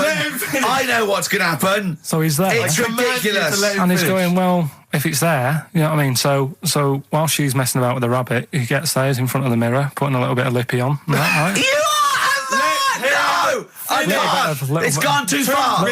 No, it's gone too far, Steve. Right, your mic's off, Rick. He's finishing the story. So, turn mine off as well. It's gone too far. Turn him off. Just let him finish. Right, so the thing is, right, it's this monkey wandering about. It's got lipstick, it's got mascara on, it's looking pretty good. I didn't mention the mascara. It's looking all right, right? So it knows the code on the door, 247, right? So when she's sort of messing about with the rabbit, right, he goes, right, here's my chance. He's looking good. 247, out the door, through the reception man's there. He's like, all right, Kirsty, right? Don't talk shit! I Feel Free from Cream, that's pretty much the last track, isn't it, guys? I imagine, on XFM 104.9. Well, I mean, I've got nothing to say after that ridiculous story. I mean, that's worse than the bank robbery to me. Yeah. That he clocks out. And the bloke on the desk. All right, Kirsty. Oh, you're 2 foot shorter and hairy. She wasn't a looker anyway. So. She wasn't a looker anyway. Brilliant. Exactly. Karl you had to go to one of those well clinics, didn't you? No, I haven't gone. Why? Because I'm not happy with it. What? I'm not happy with the whole. Well, it's just. Do people know what them places are? They'll give you a whole. Have you heard of them? Yeah, I've had one. Yeah, they check everything. Which, you know, Suzanne, my girlfriend, was like, you know, you're 30 odd now. When was the last time you went to the doctors? And I haven't been for ages because I don't. No, I never go. Doctors. I never go unless I think I'm honestly going to die there in agony. They can always find something. Jane made me go to one of those things. Yeah, those boot things where they do it. It's couple £100 and they give you a complete head to toe, don't they? But head to bottom is what it is. They do the old finger up the arse thing. Now, what is that testing for? Well, I like that he said it quietly, because he's on the radio. You can't say arse. Yeah. I say it quietly. Say it quietly. Yeah. Arse. Yeah, arse. That's what our mistake was, because we got a complaint upheld, didn't we, for saying... And I'm talking about a male chicken here, which is a cock, as you know. Yeah, and we said that word, right? So if we'd have gone, cock, we'd have probably gotten away with it. You can get away with murder. If you just whisper it very So go on then, yeah, so... I'm not going because I'm not having that done. I don't understand what they're going to find up there. That's your head. No, but why can't we just? I mean, it's the heart that I worry about the most. Do you mean that in a kind of romantic sense? No, I mean, like, you know, if they'd have to have a long finger, wouldn't they, to check that out? They go, "Is something wrong with your left ventricle?" Yeah. Now, this thing about the doctors, they hold your testicles and they make you cough. Yeah, they don't hold the testicles anymore. They just put it sort of like by the side of them. And what's that testing for? I don't know. I think it's something to do with if you got something wrong with your diaphragm or something like that. You You can't do it when they press there. I don't know. It shows them something. So it's not doctors having a quick feel. Right, so you can... well, that's good, because do you remember when Karl said he's going to die of cancer? And I said, why? He said, I don't check my balls. I said, why? He said, I don't like the feel. So they feel it for you. They feel them for you. And you can just relax, shut your eyes and think of England. But don't mess with them. What do you mean? You can do more damage messing about with them. Just leave them. And there's two anyway. You can afford to lose one. Yeah, I don't think that's the point. I think the point is it sort of spreads, doesn't it? You know, you've got to check the... I mean, I'm not saying, you know, if don't do it, because they spend a lot of money saying to people, you know, have a quick feel if you've got the time, what have you. But I don't worry about it. Leave it alone. Why, out of interest, why do doctors stick fingers up your arse? Check the prostate. Check the prostate? Yeah, because if it's swollen, it could lead to all sorts of problems. Again, they're not having a laugh, Karl. They're not going, hang on, look at this bald little mank fella. But there's no nice way... I'll feel his balls, stick a finger up his arse and send him home. 300 quid, please, on you go. What about me art? It's fine. And they're all laughing. Roger, Jeff, stand behind that two-way mirror. yeah. What's this? I'm not going anyway. So. Really? You're not going because you don't want... No, I'm not happy with that. It doesn't even matter. It's not the fact he's a stranger. If it was someone who I knew, it'd be just as bad. That'd be worse! Imagine that! At a dinner party. Oh, God. Oh, look, hello, Roger and Selena. Do you mind... Roger, do you mind... Would you allow any of the celebrity doctors to do it, though? Dr. Dre, Dr. Fox, any of those? Doctor Who? I just don't understand in this day and age. Would you allow Christopher Eccleston to stick his big northern finger up your... Do you want a song or anyway? Embrace. Glorious Day on XFM 104.9. Rick, there may be listeners tuning in thinking they've got something better to do, for instance, switching off the radio and just staring blankly at the wall for the next half an hour. But no, because what they're going to miss is our grand finale to this, which is, of course... sponsored by Lindauer's, the sparkling wine solution to a hot summer's day. Yeah. That we're going to be firing a cork. Did you just make that up? Yeah. Pretty good. Please, yeah. Good. They're going to be firing a cork at Karl's head just for the sound. I just think it's sound... Huh? It's not happening. Yes, it is. You said... No, we've said it is now. We've promised it to the listeners. Yeah, come on. I'm not happy with it. Why? Because the pain? Well, I've never had it done, so I don't know how painful it is. Well, what reason to do it then? Yeah, we've got to try it out, haven't you? You're perfect. It's like a little cowbell or wood block. That's what I'm hoping for. Yeah. I'm hoping for pop. And I'm going to film it for my website. Brilliant. So go to that this week, rickygervais.com, and see Karl Pilkington getting hit. A high-powered cork coming out of Lindauer sparkling wine. Lindauer sparkling wine. And of course, if you want to send us anything in, and perhaps next week that you feel we could actually that'd be great. That's us to do. This is like interactive, because a lot of people plan the show. Like Dr. Fox plans his show. We sort of come up, we riff on the that's a great idea. Send stuff in that we could harm Karl with. Yeah, we harm Karl. We do a jingle. Harm Karl. I've always wanted one of those George Foreman grills. I've always wanted one of them. I know, but that's too much, isn't it? What if we just pressed his head inside it? We'd have to put it on. Put it on. See. Just squeeze his head inside it. I've got to do that thing with a tea towel one day. You know that thing I did with a tea towel? You put a tea towel around his head, right, tie it. I put a wooden spoon in, and you only have to turn it like a couple of inches, and it kills you, doesn't it? Yeah, sure. It really is, yeah. So we'll be firing a cork at Karl's head. I'll be filming it for the website. So that's coming up about 10 to 3. Look forward to that. Yeah. Do you know what? I'm loving this. This is my... just being in a room with him. I just can't... I want to squeeze his head. XFM 104.9 playing Green Day. The studio's falling apart. I know, his microphone broke. I'll be honest with you, Rick, I don't know why Lindauer's, the sparkling wine, want to be associated with this shambles of a show. It is falling apart. This is awful, this studio. It's got to be fixed. Right now, Karl, come on here. It's the time where I'm going to let a cork off. Do you want to film this, Steve? Yeah, that'll be available on the website next week, rickygervais.com. So see Karl getting hit. One bloke suggested we leave the metal cap on because it's get a better pitch, but we take that. He's straight. It's dead out. Let's get the camera ready. Get the camera ready. Ready? So if you just joined us, we are using some Lindauer's sparkling wine to basically, what can I say? Really fire a cork at Karl's round head. Hang on a sec. Let me just put the headphones on. All right, film this then. Okay. It's in position. Look. Just firing up. Okay, Karl, come on there so we can see your head a little bit. We want to get the microphone there. Right, ready? Hold on. Good. So you're just doing it. Hold on. Now, it's in position. What if it... Oh. Ready? Yeah. Oh, God, it... Oh, no! Oh, it's like Jackass. Did it hurt? Remind me. What do you mean, did it hit you? I sort of just... It went off course, did it? Just glanced at it. Right, Lindauer, you're going to send us 8 more bottles, please, Yeah, because we're going to get this right. Well, Carl, what are your thoughts? Why have you stuck it out here? Nothing better coming in, I thought. Well, I'll tell you why, because you're always on holiday. You don't do a lot. You get paid, well, doesn't he, really? He's a moany. He doesn't try and get on at all. He doesn't deal with people. He moans about everything. And, so he's... I'm alright, I've got my own little room and that. Yeah. Like a cage. It is like a cage, isn't it? And he can shut the door. If people walk past, he goes, shut the door. He doesn't want them looking in. He's like a miserable old chimp.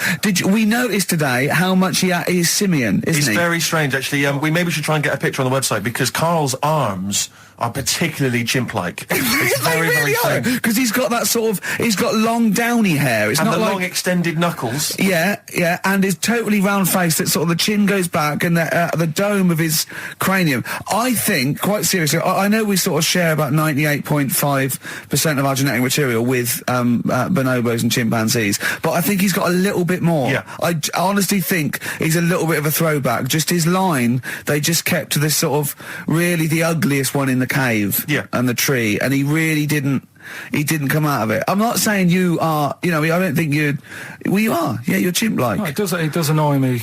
My hair annoys me on my body and that. Because I've got like hair on my little toes and that. Have you? And on the legs. Would you see your little toes? Can you pick things up with them? No, tried. Okay. Well, that's the finale of this week's show. We're going to see if he can play a record and put the fader up from a tyre while swinging in a tyre, just using his hairy toes. Yeah, I've sort of got hair all the way, but then it just runs out where it should be on the top of your head. Yeah. Is this part of the reason why you're always uncomfortable about being nude or around naked people? Is that partly the reason, do you think, because you look so grotesque? Well, when I'm on holiday, I don't really like wandering about without a top on unless like it's a quiet beach or whatever. Sure. So what would you normally wear? Need.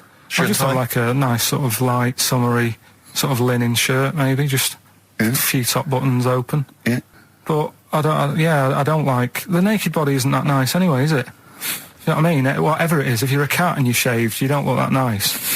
You know what I mean? But with I think you'll find a cat is naked even with its fur on. Cats don't wear clothes. No, but what I mean is a bald cat isn't that good. You know it does me head in that I'm bald. I'm not, if I could have hair, it would be nice, but that's life. Would you prefer animals to wear clothes like Mickey Mouse does? Or Goofy? You know that I don't like nudist and all that. We've done it. But don't you think sometimes you could sort of like maybe fancify a little bit, like if there was such a thing as an ape salon, and there isn't, Carl.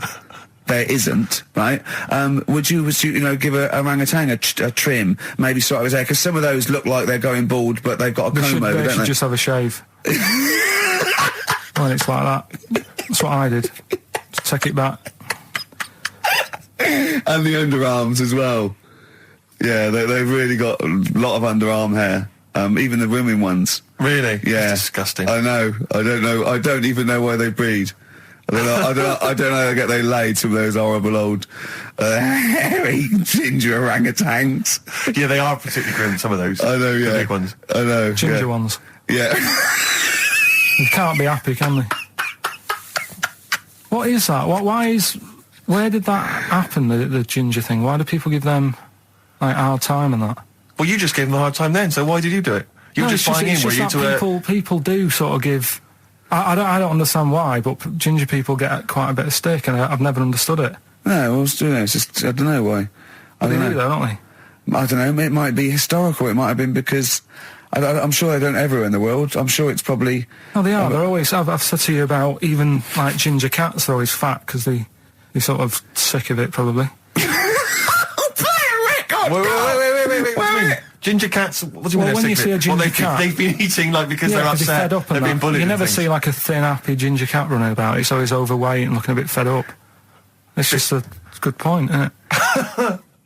I wouldn't say it's a good point, Carl. It's a point. So last week, the Chinese don't age well.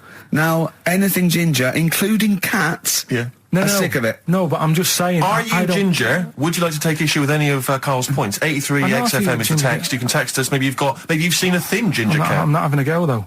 That's what I'm saying. I'm just saying it's weird how people give him a hard time. And it's if I could have hair, I'd go for ginger hair rather than being bald. Really? No.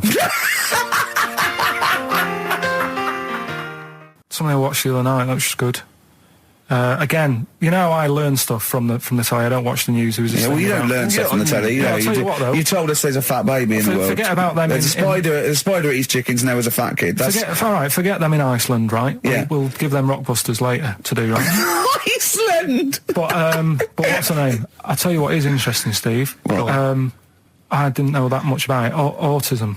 Okay. Oh, good. With some more entertaining stuff on XFM 104.9. Just to cheer up people. Go on, then. What? Go on. No, right. Have you heard about it, Steve? What autism? It scares me to death when he comes up, when he touches on a serious subject. We've been talking about wheeling a dead pope round, the Chinese don't age well, and ginger people are hated. And now we're going to touch on a really... I mean, my heart's in my throat. Go on, Carl, then. Tell me your insights to autism. Right, well, there was this... Again, Channel 4 coming up with some good stuff at the moment, right? It might have been Channel 5. But what's the name? It's the attention span I like.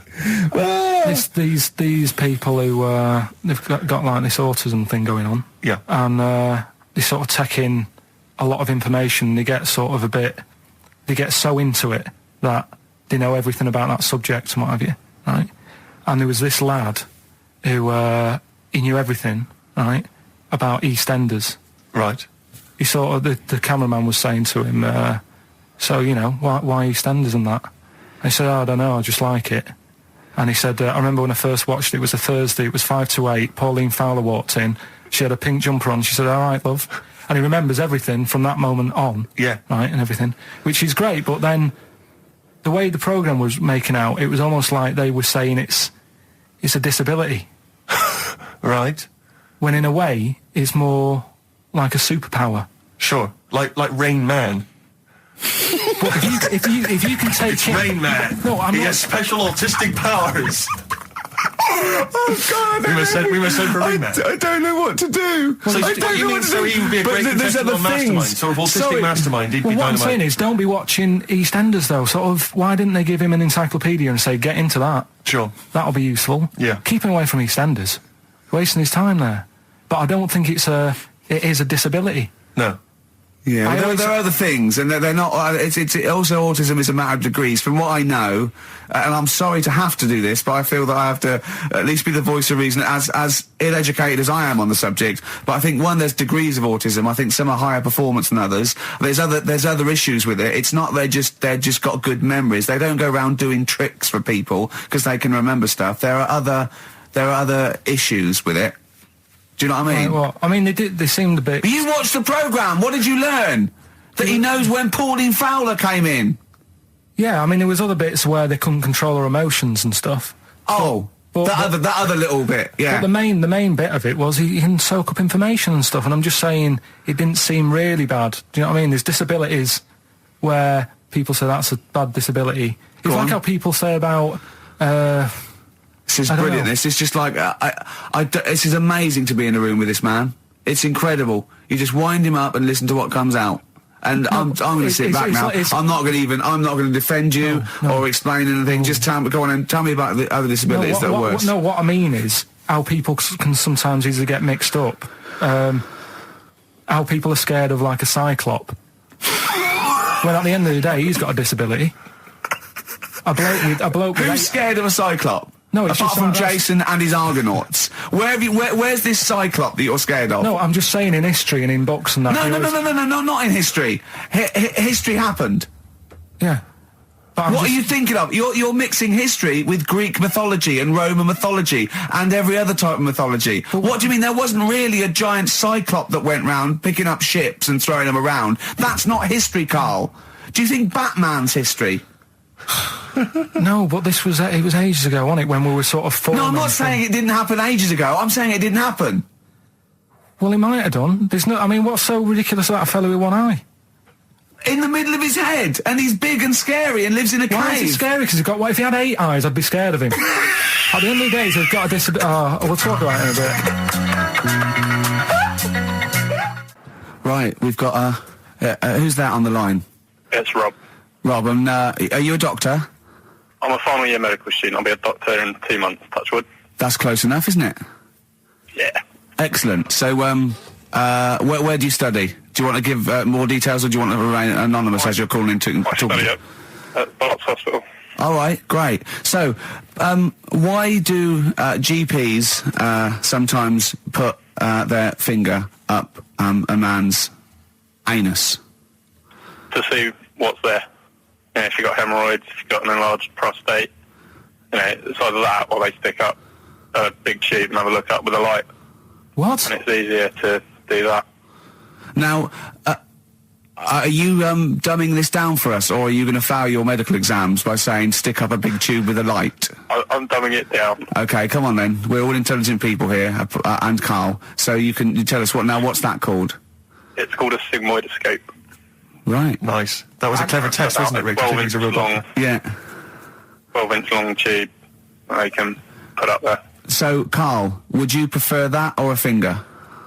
Well, so do they sort of do the finger first, and then, I mean, at what point do they say, hang on, we need a light here? I mean... It's normally if there's something wrong. But, so if I go then, say if I go to this well-known clinic, right, and they go, yeah, the art's good and that, yeah, finger, there you go, and then they go, hang on, I'm going to go and get me light and tube. I could start worrying then because they've sort of found something. And they're not likely to go straight in with the tube. They'll probably send you off some tests first. But Karl, there's nothing.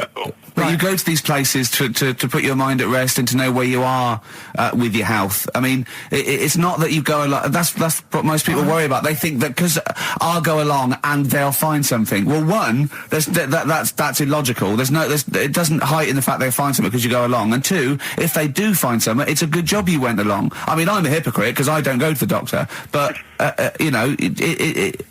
had that done. You should be concerned if when they shine the little light in your ear, it comes out the other side of your ear. No, the other ear comes right out the other side. That's when you should be worried. But Rob, right, you said then, if they find something, they send me off for some tests. Why can't I just have the test without that and cut out the middleman?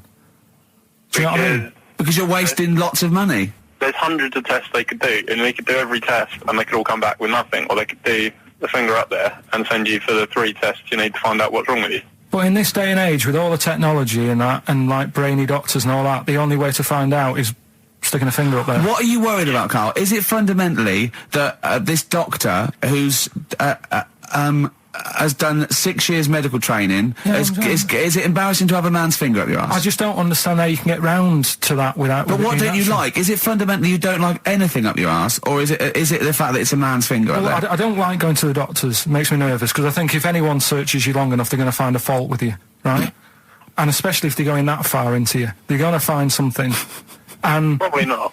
Well, you know, I just don't... I don't know how to get round to that sort of... that point where you get a... What do you talk to the doctor about? And he's like, all right, nice day. Strap your trousers. He goes, he says, I'm gonna just, Most people just shut up and let you do it, and then breathe a sigh of relief when you say there's nothing there. Yeah. But is that at the end of the test, or is that the first thing he does?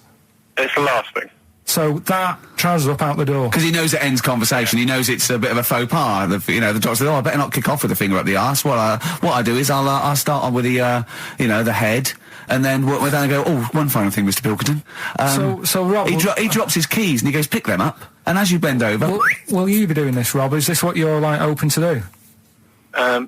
You do all these... I'll have to do it at some point. All doctors do it at some point, no matter what they specialise in. So the first one, is the another doctor there to sort of make sure you're doing it right? Not dentists. No, but do you know... Dentists aren't doctors anyway. No. But do you know what I mean? Like, normally it's like a co-pilot will have someone with them for the first one. So when you put your first finger in... Yeah. Will someone be there going, right, you just want to move to the left of it? I've already done it. Have you? Yeah. So that's the thing with a student, you're learning. So you get people teaching and you learn on these things. Can I just point out, Rob, I think I'm right in assuming that you have a glove on. Yep. And there's lubrication. Yep. And it doesn't hurt. No. There you go. What are you worried about, Carl? Who's this person who everyone's testing on in your class? It's not one person. It's not one person. There's like, when a patient comes in and they've got a problem, your boss, the consultant, he does his finger up, and if he finds something, he goes to the patient, is it alright if the student has a feel as well? Then the student puts on a glove, puts the leave on the glove, and sticks his finger up and sees what he comes out with. Rob, I wish you could see Carl's face. I mean, his face when you said, and he says, can this fella have a go as well? He looked horrified. That he thought it was a free-for-all, like there's a queue of people trying on gloves and going, let's have a go. That looks good up there. What have you found? No, I mean, how come you had to sort of... Is it not something you could test on yourself rather than waiting for other people to come in? Because then, you know... It's an awkward position to get to, really, isn't it? Well, but you can have a good rummage then without feeling too awkward, but to sort of have a go on your first patient when you don't really know what you're looking for anyway, do you know what I mean? Never really thought about it. Because you don't... If you've never done it before... You pop your finger in there, and you've got to sort of look. You've got to have an expression on your face, like you know what you're finding. Well, they can't see what you look. They can't see your face. There. You got the big boss consultant man going, now move your finger there, and you'll probably feel this. But he's just done it. He knows what's there. Well, what? Oh, so he's already had a go. He's had a feel, and he's going right. If you feel to the right, that's the conglomerate or whatever. The conglomerate, yeah. Its conglomerate is in perfect working order. Well, I'm still... Thank you, Rob. Thank you. I'm sorry you had to go through this. Carl is probably the worst patient you'll ever encounter in your medical career. Good luck with your finals, and thanks very much. And do you know any female doctors who do this? Or? Thank you. XFM 104.9. Thank you. Well, we're running out of time. We've got to get on with the show. It's near the end. I hope you enjoyed it. The scientists stuck in a big... I don't know, hut in the middle of nowhere in pitch darkness, 10 of them. I imagine they've been fascinated, Rick, by the finger up the arse discussion. We had Chinese don't age well, gingers, all that. The big fat kid. Well, actually, they're probably secure in the knowledge that if they want to kill some time and it's dark, there's anything better than stick your finger up someone else's arse. Exactly. So enjoy that. But they've been hanging on for Rockbusters clues, I imagine. There's the answer. So give us the clue again quickly. All right. So the first one was. The fella let his wife know how he got the bruise on his legs. Go on. Right, that was Courtney Love. Yeah, Courtney Love. So that's Courtney Love. So that's the first one. CL. So that one's fine. The second one, that Potter. What am I doing? Letting that one go? Just let it go. Just let it go. Am I just letting that go? Annoyingly, we haven't got time to take issue with it. Rick. Okay. That Potter lad, he's got a lot of bottle, hasn't he? Doing all that stuff with the wizards and that. Go on. That's Brave Harry. Yeah, the Bravery, current sort of XFM band, the Brave Harry, that works as well. No, it doesn't. And the last one... No, it doesn't. No, it doesn't work. The Buddhists... It doesn't work. Won't be able to get in their temple without these. Doesn't work. Brave Harry. Doesn't work. Brave Harry. The Buddhists won't be able to get in their temple without these. TM. That's the monk keys, right? So who got all them? The monk keys. Who got all them? Right. Which band are called the Monk Keys? The Monkeys. Oh, the Monkeys. Yeah, the Monkeys.